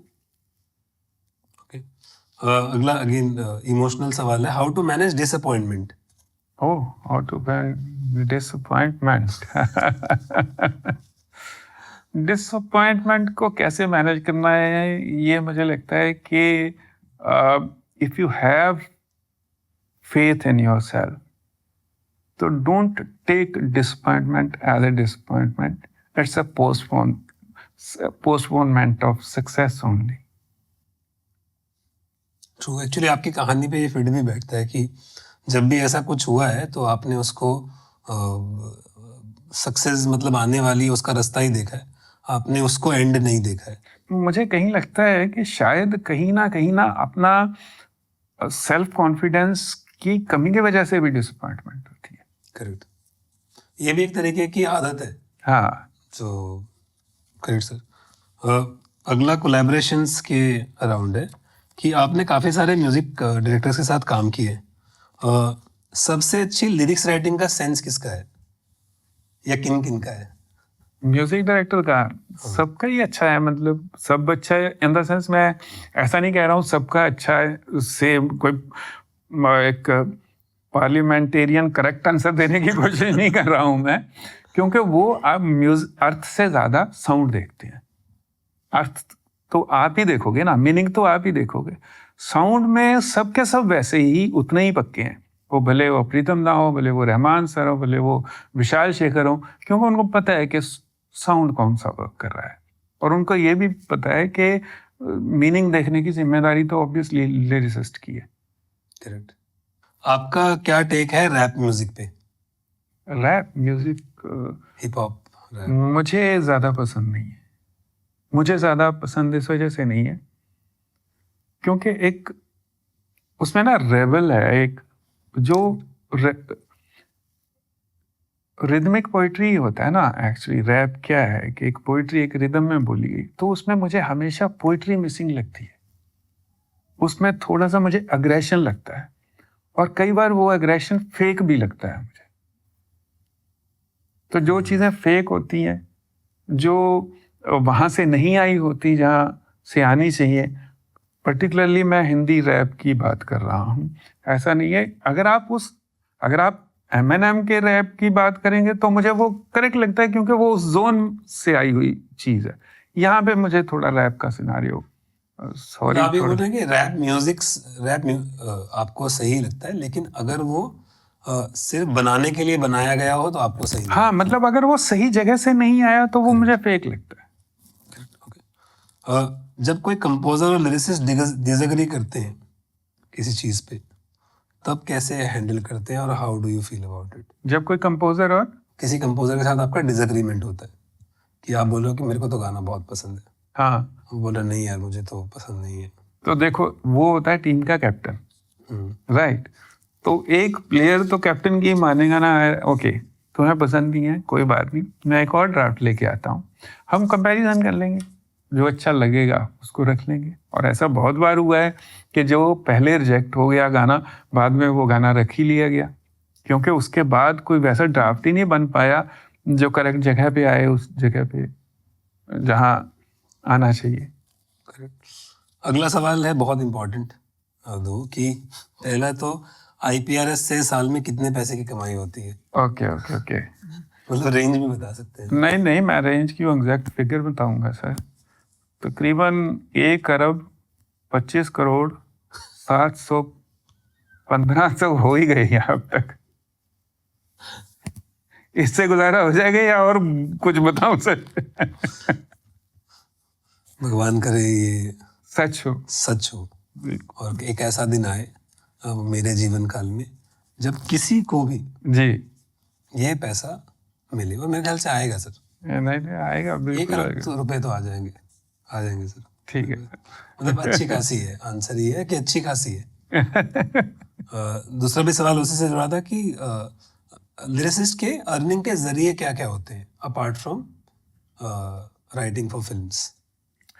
सी, अर्निंग का जरिए तो यही है, आप फिल्म के लिए गाना लिखते हो और आपको पैसे मिल जाते हैं, और उसके अलावा कुछ ऐसा तो है नहीं, क्योंकि लिरिसिस्ट को ना तो शो मिलते हैं, कोई इस तरह के शो नहीं है। हाँ, मेरा एक बैंड ज़रूर था, द इंक बैंड। हाँ, द इंक बैंड नाम से, जिसके तहत मैं थोड़े शो कर लेता था, पर कोविड के बाद से वो बैंड भी हमारा कुछ ज़्यादा उस तरह से लेकिन हम जुड़े ही नहीं, मतलब वो एक मेहनत मानती है ना, वो भी एक रिहर्सल की बात होती है। तो वो वही बात है, वो रांझना के लास्ट का डायलॉग है ना कि अब कौन उठे यार, कौन फिर से मोहब्बत करे। शायर कैसे बने आप? लाइक प्यार हुआ था या नहीं, या हार्ट ब्रेक? Okay right. यार मैंने ना, हुआ क्या, मैंने पहले बड़ी कुछ ऐसे लिखा था, और लिखने के बाद जब पता चला घर पे कि अरे यार ये तो लिखने लग गया, सबसे ज़्यादा फिक्र मेरी माँ को पड़ गया। तो उन्होंने, हमारे यहाँ पे एक थे ज़ौक साहब शहर में, उनको बुलाया कि देखिए ये लिखने लगा है, इसको समझाइए, हमारे घर पे आते जाते रहते थे। तो वो उन्होंने मुझे बिठाया, कॉलेज में नया नया गया था। अब नया गया था, मैं बॉयज स्कूल में पढ़ता था, सनातन धर्म प्रेम प्रचारक। मतलब पूछूंगा कि प्रेम प्रचारक क्यों था? प्रेम प्रचारक क्योंकि अभी तक उन्होंने मुझे यही ड्यूटी दी हुई है, और मैं वही कर रहा हूँ, प्रेम का प्रचार ही तो कर रहा हूँ अपने गानों के जरिए। तो खैर, तो ऐसा ही नाम था स्कूल का। तो वो नया कॉलेज गया था, तो वो कॉलेज कोएड था, तो ऑब्वियसली वो थोड़ा सा माहौल बदल जाता है, चीज़ें बदल जाती हैं। तो हम शायरी वायरी करने लग गए, थोड़ी सी लिखने लग गए, और 10वीं की छुट्टियों में हमने थोड़े गाने वाने ज़्यादा सुन लिए थे। यही एक रेडियो ही एक ज़रिया होता था, टीवी तो होता नहीं था, मोहल्ले में एक ही टीवी होता था, वो अपनी मर्जी से जब चलाते थे, तो कभी कभी अलाउ कर देते थे घर पे आके देखने की। तो वो सुनने के बाद फिर मैं कोशिश करने लगा कि मुझे एक्चुअली एक्साइट करने लगा कि यार ये कमाल के लोग हैं कि एक ही बात बोलते हैं ज़रा सी, और कितनी कमाल की बात दिल में उतर जाती है। ना जी भर के देखा, ना कुछ बात की, बड़ी आरज़ू थी मुलाकात की। ओहो, कमाल ही हो गया। बशीर बदर साहब ने क्या लिखा है, कॉपी के पिछले पन्ने पे शेर वेर ऐसे थोड़े जो दिल फेंक टाइप के होते हैं, वो नोट करने लग गया। अब वो नोट करने लग गया, तो उस में शायरी भी आप कोशिश करने लगती है ना, तो जैसा मैंने कहा, तो मैंने कोशिश की, तो मेरी माँ को पता चला, उन्होंने बुला लिया ज़ौक साहब तो वो कहने लगे मुझे, बुजुर्ग थे, बेटा शायरी ऐसे नहीं होती है। शायरी के लिए ना, जब तक 5-7 बार आदमी का किसी से प्यार ना हो, मोहब्बत ना हो, और 8-10 बार दिल ना टूटे, तो शायद नहीं उससे पहले बन सकता। तो तुम्हारी अभी उम्र नहीं है, छोड़ दो इसको, शायरी वायरी को तो लेकिन धीरे धीरे, जैसा मैं अक्सर कहता हूँ, ये इंसान पैदा हुआ है तो जवान भी होगा, जवान हुआ है तो मोहब्बत भी होगी, भले वो एक तरफा हो। मोहब्बत हुई है तो दिल भी टूट ही जाएगा आप कहानी सुन रहे थे, मुझे लग रहा कि रॉकस्टार में जॉर्डन वाली याद आ गई मुझे। उसमें भी ऐसा ही होता है ना कि वो दिल टूटे, आर्टिस्ट बनना है उसको, जब तक दिल नहीं टूटेगा तब तक वो नहीं, बिल्कुल ये बिल्कुल बातें बिल्कुल सही है। मैं शायद जॉर्डन के साथ ना मैं बहुत ज़्यादा रिलेट करता हूँ, इस वजह से मुझे वो करेक्टर भी ज़्यादा अच्छा लगता है, बहुत ज़्यादा रिलेट करता हूँ, इसलिए शायद वो बहुत सारी फीलिंग्स भी ट्रांसलेट हुई हैं। ट्रांसलेट जी बहुत लोगों ने पूछा भी था रॉकस्टार का एक्सपीरियंस, मेरे ख्याल से हमको एक हिंट मिल गया जी ओके। तुम्हें मोहब्बत है, इस लिरिक्स को आपने कैसे अप्रोच किया? असल में जब ये कहानी मैंने सुनी थी, तो मैं थोड़ा सा पिक्चर के बारे में सोच रहा था, और अक्सर मैं मॉर्निंग जब मैं उठता हूँ तो मेरा 1-1.5 घंटा ऐसा रहता है कि मैं बोलता नहीं हूँ, थोड़ा चाय पीता रहता हूँ, थोड़ा खिड़की से बाहर देखता रहता हूँ। वो थोड़ा लेट स्टार्ट होता है ना आदमी का, मेरा लेट स्टार्ट होता है मॉर्निंग। तो मैं ऐसे ही पिक्चर के बारे में सोच रहा था, खिड़की के बाहर देख रहा था। तो ऐसे देखते देखते मुझे अचानक समझ में आया कि बेसिकली ये पिक्चर ये है जो मेरे जहन में अभी एक नज़म सी बन रही है। तुम्हें मोहब्बत है, कि तुम्हें मोहब्बत है, तुम ये करती हो, तुम वो करती हो, तुम ऐसे करती हो, तुम वैसे करती हो। और अफसोस की बात ये है कि जो करती हो वो मेरे लिए नहीं एक्चुअली करती हो, किसी और के लिए करती हो। This is the picture, you know. तो मैंने ये नज़म 14 सत्रों की, 14 लाइनों की लिखी। और उस दिन मैंने आनंद को फ़ोन किया, आनंद सर जिन्होंने डायरेक्ट की थी पिक्चर, आनंद एल राय। तो मैं मिला तो मैंने कहा सर ये मुझे अपनी पिक्चर में सिचुएशन में कहीं गाना नहीं है, पर मुझे ऐसा लगता है कि ये अपनी पिक्चर का है। और मैंने वो नज़म सुनाई and he was so happy. हो गया था, अरे यार ये तो एक्चुअली पिक्चर ही ये है। तो हिमांशु जो जिन्होंने लिखी है वो पिक्चर, उन्होंने फिर वो सिचुएशन ढूंढ के उन्होंने बहुत करीने से उस गाने को बिठा दिया। मुझे लगता है सबसे ज्यादा जायज और जरूरी गाना उस अतरंगी रे में अगर कोई है तो तुम्हें मोहब्बत है। Thank you sir. किसी ने पूछा है कि आपसे पूछें कि एग्जैक्ट या अप्रॉक्सीमेट पिन पॉइंट कर सकते हैं कि कौन सी एज में आपको क्रिएटिव डिजायर हुई कि आपको पोएट्री और लिरिक्स के तरफ रुझान हो रहा है? ओके, मैं ना फिल्मों में आना चाहता था और मुझे यही आसान तरीका लगा। बट पहली फीलिंग तो मेरे ख्याल से सबको होती है एक्टर बनने की। तो अपना इसका चमकीला का डायलॉग भी है ना कि हर पंजाबी पहले धर्मेंद्र ही बनना चाहता है। तो मैंने भी शुरुआती दौर में एनएसडी का फॉर्म भरा था, तो वो मैं भी सोच रहा था कि मैं एक्टर बन जाऊं यार, ऐसा कहते हैं एक्टर बन जाते हैं। Then after point I realise कि थिएटर करना मुझे अच्छा लगता है, पर कोई और टैलेंट है जो या कोई और बात है जो मैं ज़्यादा बेटर तरीके से कर सकता हूँ। तो इसलिए मैंने लिखने की तरफ ज़्यादा रुझान अपना बना लिया। क्या आपको अभी भी बॉदर करता है कि इतने साल के एक्सपीरियंस के बाद आपको एक वर्ड को बार बार रिपीट करना पड़ता है, या कभी ग्रामर को थोड़ा सा चेंज करना पड़ता है क्योंकि आप लिरिक्स और मीटर में उसको फिट करें? ग्रामर तो मैं बहुत रेयरली मैं कंप्रोमाइज करने की कोशिश करता हूँ ग्रामर के साथ। तो मतलब मैं चाहता ही नहीं हूँ कि ग्रामर के साथ कंप्रोमाइज किया जाए। हाँ, वर्ड बार बार फिट करने की बात ज़रूर होती है, उसकी भी एक दिक्कत होती है। दिक्कत क्या कह लीजिए, उसका एक वजह होती है।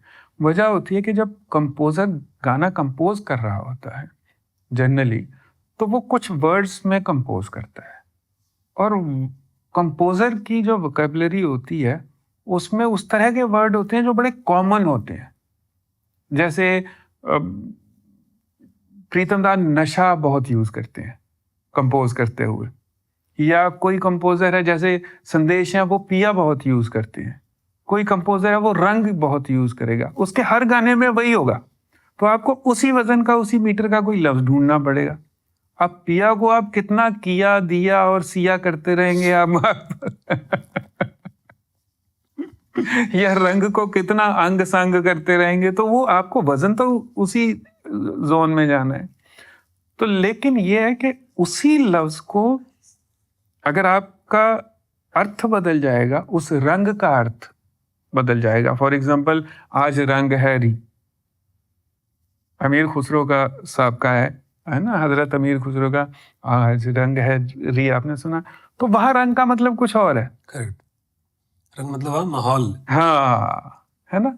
तो यहाँ पे आपको थॉट से लफ्ज का मीनिंग बदलना पड़ेगा। Correct, okay.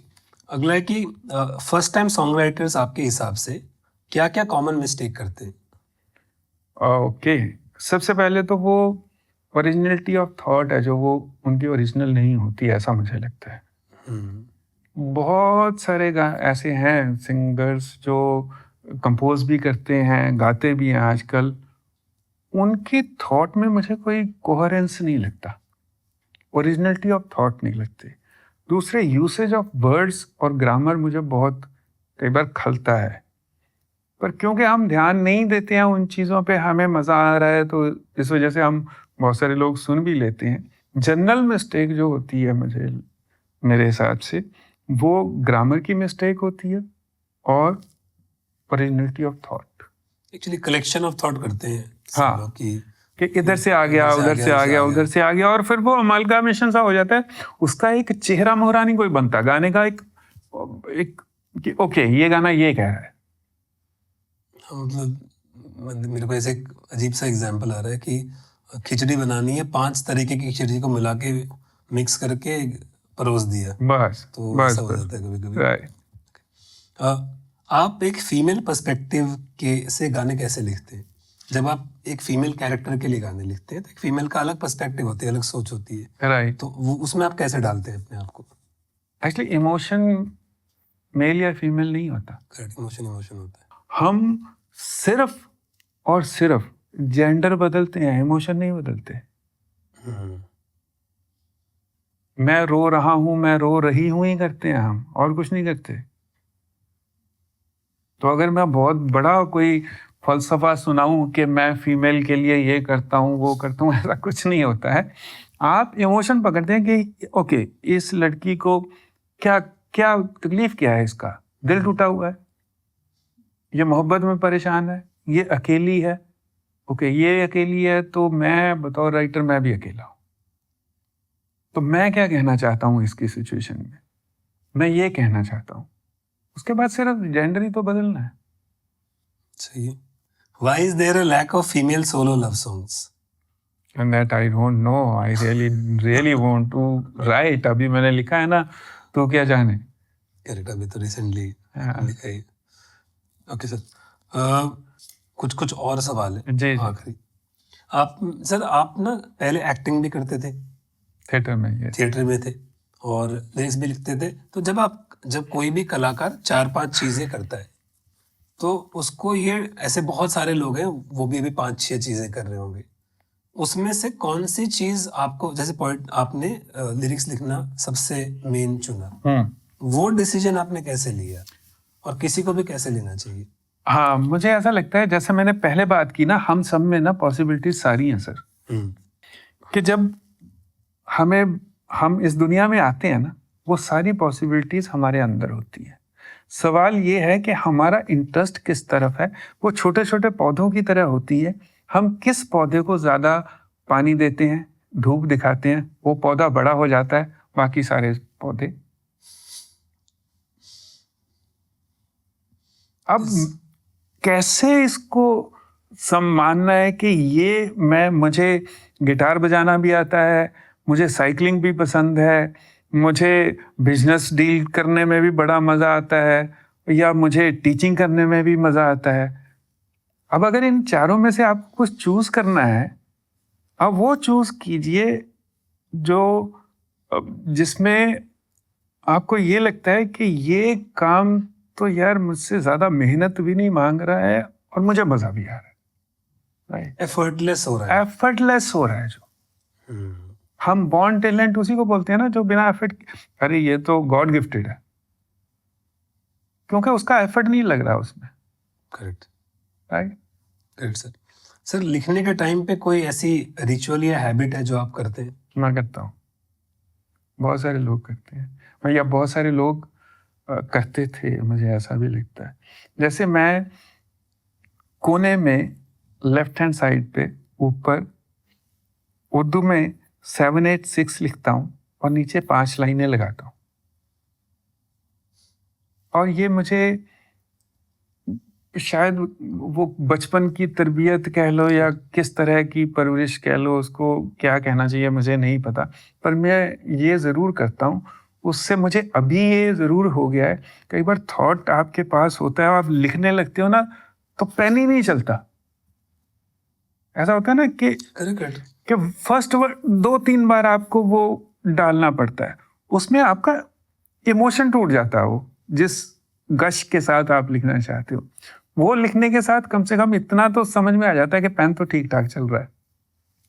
मुझे याद है बचपन में हम भी, मेरे ख्याल सारे सब लोग ही ओम लिखने की आदत होती जी थी। जी जी। कोई माँ लिखता था, या वो एक रिचुअल था।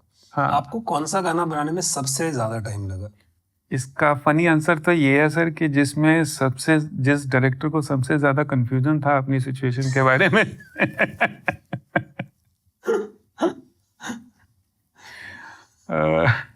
तो ऐसा ही होता है, मतलब आपको दूसरों के कंफ्यूजन्स को भी हैंडल करना पड़ता है ना। मतलब मुझे ऐसा लगता है गाना बनाने में टाइम लगने वाली बात नहीं होती है कि आप गाना लिख लेते हो, तसल्ली आपकी कब हुई कि यार अब लिख लिया मैंने। करेक्ट। तो वो तसल्ली का जो पॉइंट है वो डिपेंड करता है कि आपके पास अगर 4 दिन दिए हुए हैं तो आप चौथे दिन गाना दे के बोलते हो कि okay this is my timeline, अब मैं अपना टाइम पूरा कर चुका हूँ, अब मुझे गाना दे देना चाहिए ये। क्योंकि आपके पास वो 8 दिन पड़ा रहेगा, मेरे साथ ऐसा होता है, तो मैं 8 दिन उसके बारे में सोचता रहूँगा। और कई बार ऐसा भी हुआ है कि वो, जैसे एक गाना है नगाड़ा नगाड़ा, वो गाना एक्चुअली सिंगर माइक के ऊपर है, कंपोजिशन है, और हमने वहां बैठ के लिखा वो गाना, काइंड ऑफ वहीं स्टूडियो में ही बैठ के। और फिर मैं स्टूडियो में जाता हूँ तो मुझे लगता है अरे नहीं, यहाँ शायद कहते हुए नहीं होना चाहिए, कहते रहे होना चाहिए। तो ये छोटी मोटी चेंजेस जो होती हैं वो चलती रहती हैं दिमाग में। इट ऑल डिपेंड्स कि आपके पास कितना टाइम है। जितना टाइम होता है उतना आप उस गाने को दे देते हो। अब लिख तो आप लेते हो, कभी 1 दिन में लिख लेते हो, कभी आधे दिन में लिख लेते हो, कभी आप सोचते हो 1 दिन और लिखते हो 1 घंटा। और सर सबसे फास्ट कौन सा गया? फास्ट तो मुझे लगता है तुमसे ही, तुम हो, जो रॉकस्टार का गाना है। तुम हो पास मेरे। हाँ, तुम हो पास मेरे। वो मेरे से थोड़ा जल्दी लिखा गया था। वो जल्दी इस वजह से लिखा गया था क्योंकि मैं गाना कोई और लिख रहा था। गाना लिख रहा था मैं और हो। वो कंपोजिशन इतनी मज़ेदार थी या इतनी मेहनत मांग रही थी, मैं बहुत ज़्यादा उसमें लगा हुआ था चेन्नई में उसको लिखते हुए। साथ की साथ मेरे पास ये भी थी तुम हो की कंपोजिशन। बेसिकली मैंने उस और हो से ब्रेक लेने के लिए मैंने ये कंपोजिशन सुन ली। कि होता है ना, आप 1 घंटा एक ही कंपोजिशन सुन रहे हो, फिर कुछ सूझ भी नहीं रहा है आपको, फिर आप सोचते हो अच्छा दूसरे वाली क्या है यार, ये देखते हैं। और सुनी तो वो मुझे बहुत थोड़ी इजी जोन वाली कंपोजिशन लगी, तो वो मेरे से गाना फटाफट लिखा गया इन बिटवीन दैट और हो। सर अगर आपको मैं पूछूं कि ये जो हमारा म्यूजिक का इकोसिस्टम है जिसमें सारे लोग हैं, आर्टिस्ट हैं, पब्लिशर्स हैं, लेबल्स हैं, मैनेजर्स हैं, रेडियो स्टेशंस हैं, टीवी चैनल्स हैं, स्ट्रीमिंग कंपनी है, यूट्यूब है, ये सारा मिला के इस म्यूजिक पूरे इकोसिस्टम को चलाते हैं। इस पूरे म्यूजिक इकोसिस्टम में अगर आपको कुछ भी बदलने का मन हो या आप चाहते हो कि इस जगह पे इम्प्रूवमेंट होनी चाहिए, वो क्या है सर? वो ये है कि जिस तरह से आप एक्टर्स की डेट लेते हो, जिस तरह से आप म्यूजिक डायरेक्टर की डेट लेते हो, जिस तरह से आप सिंगर की डेट लेते हो, आपको लिरिसिस्ट की भी डेट लेनी चाहिए। Do not take them for granted. या कि आप, मतलब आपको पर्टिकुलर सिंगर चाहिए या पर्टिकुलर म्यूजिक डायरेक्टर चाहिए या पर्टिकुलर एक्टर चाहिए, आप बोलते हो अरे वो 17 तारीख को उसका रिकॉर्डिंग है, वो अभी टूर पे हैं, या फलान तारीख को ये होने वाला है। ये थोड़ा सा फॉर ग्रांटेड हो जाता है कि लिरिसिस्ट तो घर पे ही बैठा हुआ है, वो तो उसको तो फोन करेंगे, वो तो लिख के ही दे देगा। ये मुझे लगता है इस पूरे इकोसिस्टम में ये बहुत ज़रूरी है। और मुझे ये भी लगता है कि लिरिक्स जो होती हैं ना, वो पहली चीज़ होती है कि जो आपके साथ कनेक्ट करती है चीज़। करेक्ट। मैं ये भी कहता हूँ कि 90% लोग जो नॉन सिंगर्स हैं, जैसे बाथरूम सिंगर्स जैसे होते हैं, या ऐसे ही आपको बहुत सारे दोस्त होते हैं जो मतलब गाना वाना आता नहीं होता पर इच्छा बड़ी होती है कि वो भी सिंगर बन जाए, वो वर्ड 90% लोग 99% करेक्ट वर्ड गाते हैं, करेक्ट। और 90% लोग 99% कंपोजिशन गलत गाते हैं। करेक्ट। उनकी कंपोजिशन इधर उधर हो जाएगी, वर्ड करेक्ट जगह पे होंगे। करेक्ट होगा। तो मुझे ऐसा लगता है कि वो एक जोन है। किताबें लिखना, और किताबों में जैसे आप सिर्फ कविता नहीं लिखते और भी चीज़ें लिखते हैं, और फिल्मों में लिरिक्स लिखना, इसमें कितना अंतर है? What is the difference in this? बहुत ज़्यादा है। एक है ऑन डिमांड, एक होता है कि आप अपनी खुशी के लिए लिख रहे हैं, एक तो वो अंतर है। और दूसरी बात ये है कि फिल्मों में आप किसी के लिए लिख रहे हैं, और जब आप इंडिपेंडेंटली लिख रहे हैं तो आप किसी के लिए नहीं लिख रहे हैं, अपने लिए लिख रहे हैं, है ना। और कोई चीज़ है जो आपको परेशान कर रही है, या कोई चीज़ है जो आपको एक्साइट कर रही है या खुशी दे रही है, उसको आप उतारना चाहते हैं। ये बात है किताबों की। और बहुत सारी ऐसी भी चीज़ें होती हैं जब आपकी कहीं काम नहीं आती।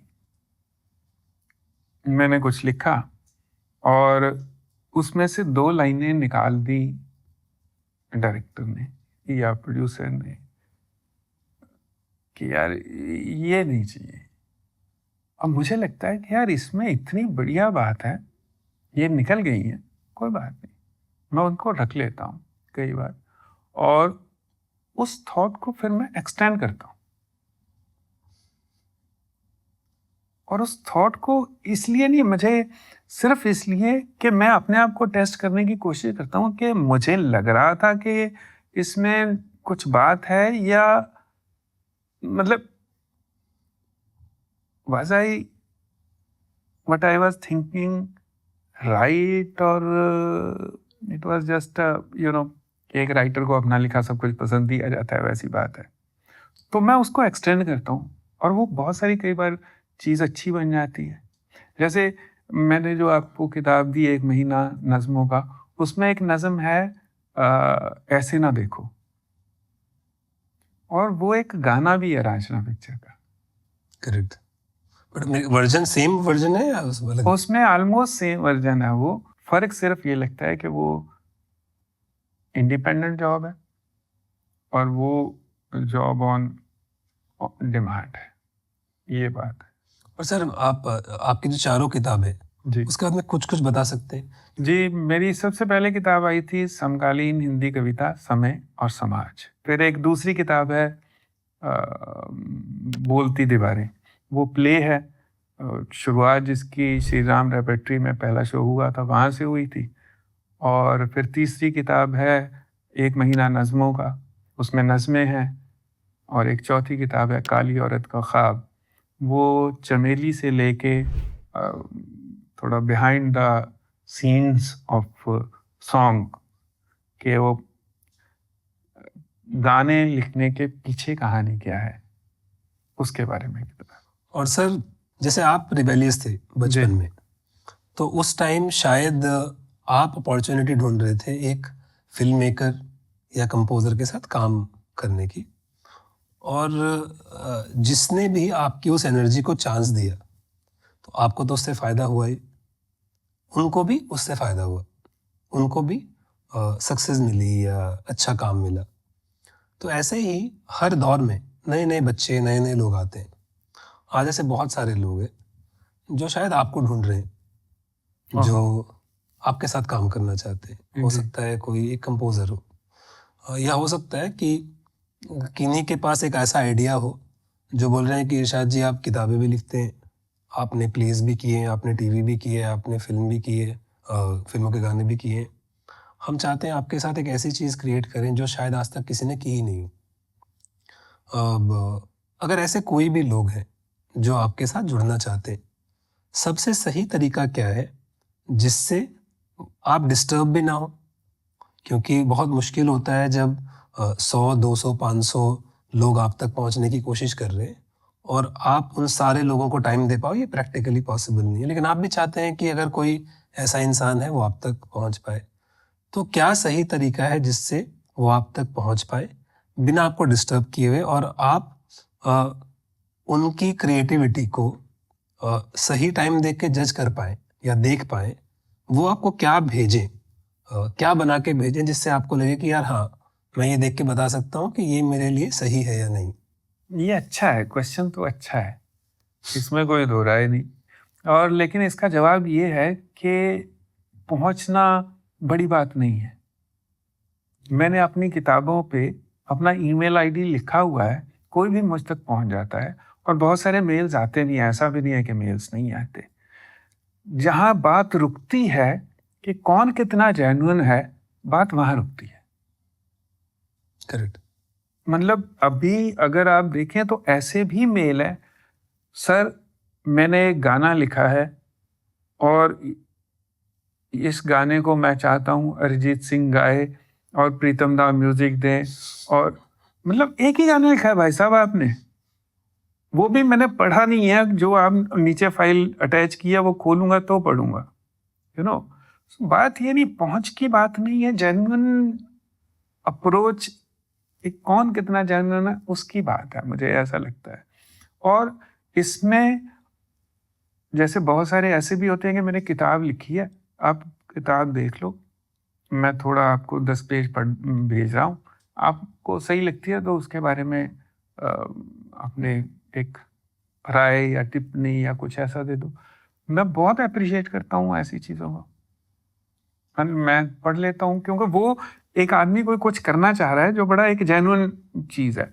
अब लिरिक्स राइटिंग में या कह लीजिए सिंगिंग में, मैं सिंगर हूँ, ये मेरा स्क्रैच देख लीजिए, उसमें मुझे थोड़ा सा एक जेन्युइनिटी का इशू ज़रूर रहता है कि पता नहीं ये वाकई उस जोन में आया हुआ इंसान है कि मैं जल्दी से कहीं पहुँच जाऊँ, या आजकल तो ये इजी हो गया सोशल मीडिया पे या ईमेल पे।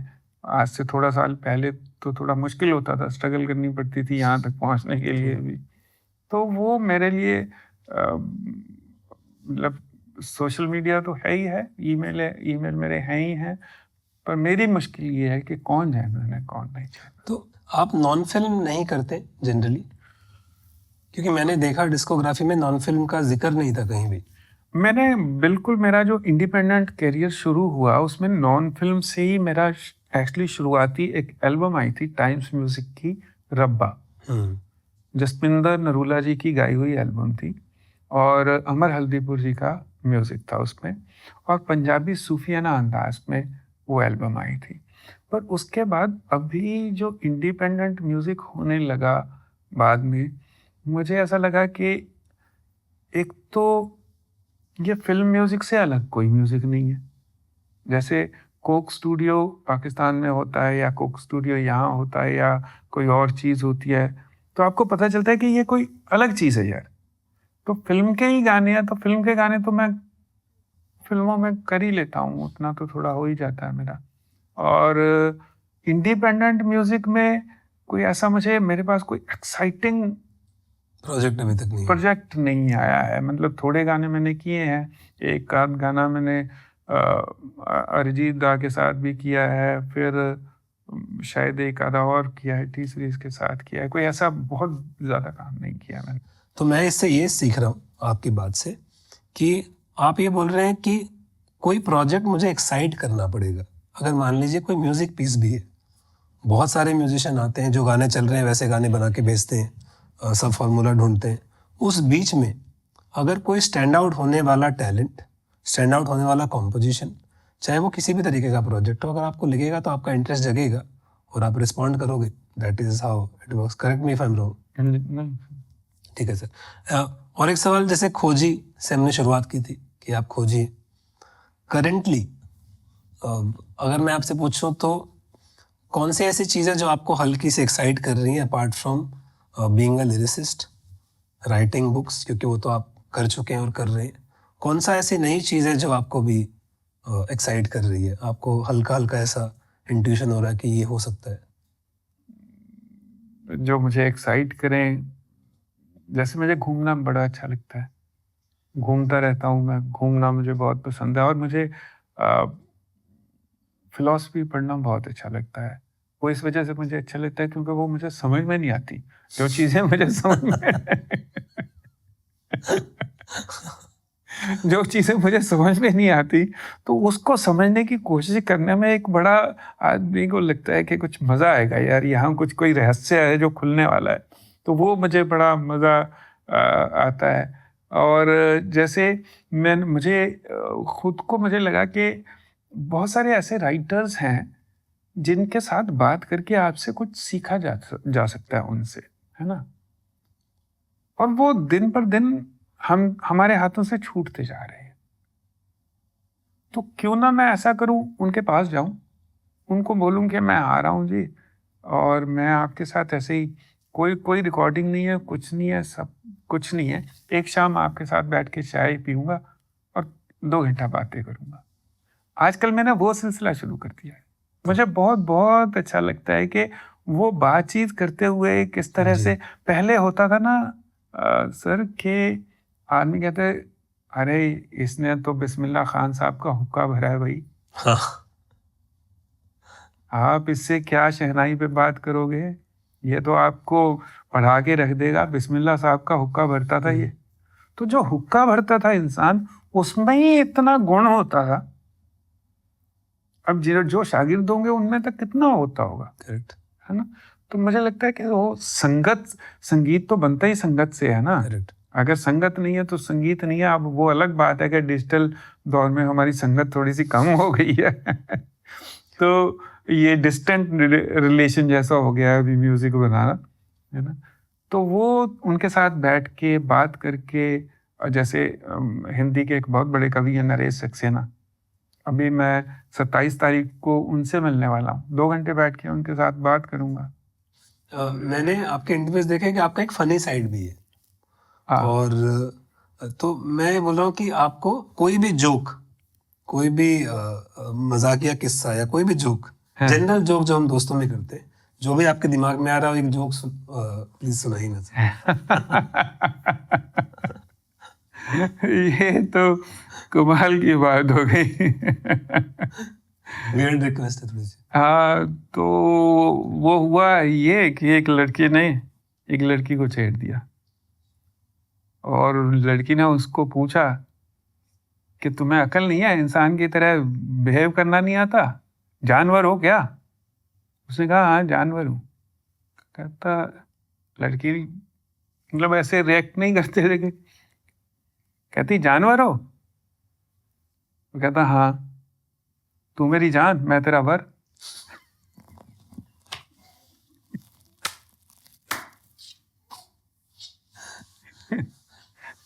लड़के को शब्दों की काफी नॉलेज थी।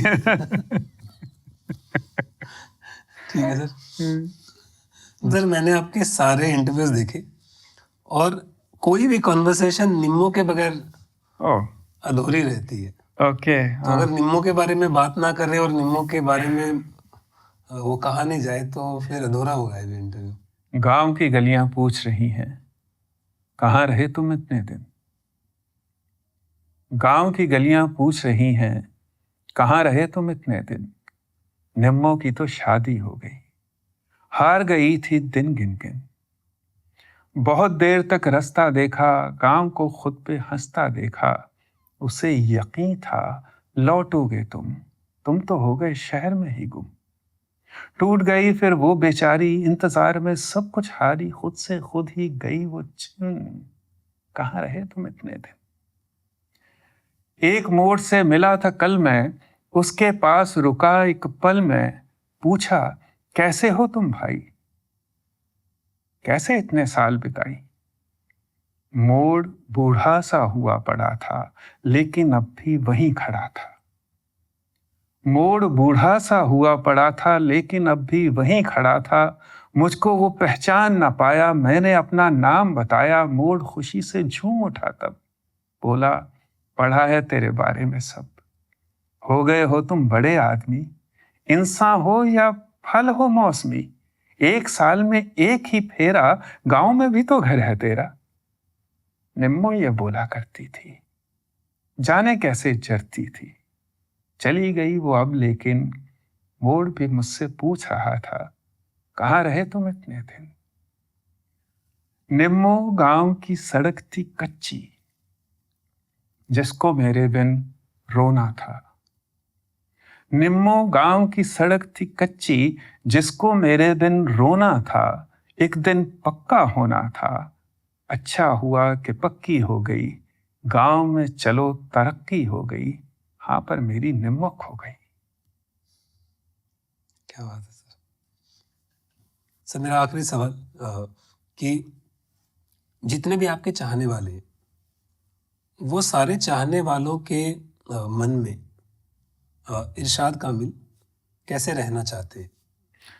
ओह यस, इरशाद कामिल ऐसे रहना चाहते हैं कि एक लड़का हुआ है यार, जो बहुत रियल होके जीने की कोशिश करता रहा है, रियल होके रियल बातें लिखने की कोशिश करता रहा है, और उसको पढ़ के, उसको सुन के पता नहीं क्यों अच्छा लगता है।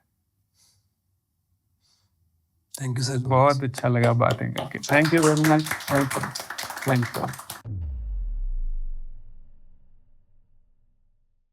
मुझे लगता है कि इवन आर्टिस्ट को भी, और जो नए आ रहे हैं आर्टिस्ट, उनके लिए भी राइट्स को लेके बहुत कंफ्यूजन है, और नहीं पता उनको कि हमारे आईपी क्या है, और वो राइट्स के लिए किस तरह की फ़ाइट होती है, या क्या क्या राइट्स अपने पास रखने चाहिए। मुझे लगता है कि किसी तरह जावेद अख्तर साहब यहाँ पे आएँ और वो राइट्स के बारे में उनसे बात हो, तो ये सबके लिए एक बहुत ही एजुकेटिव भी होगा और इंटरेस्टिंग भी होगा।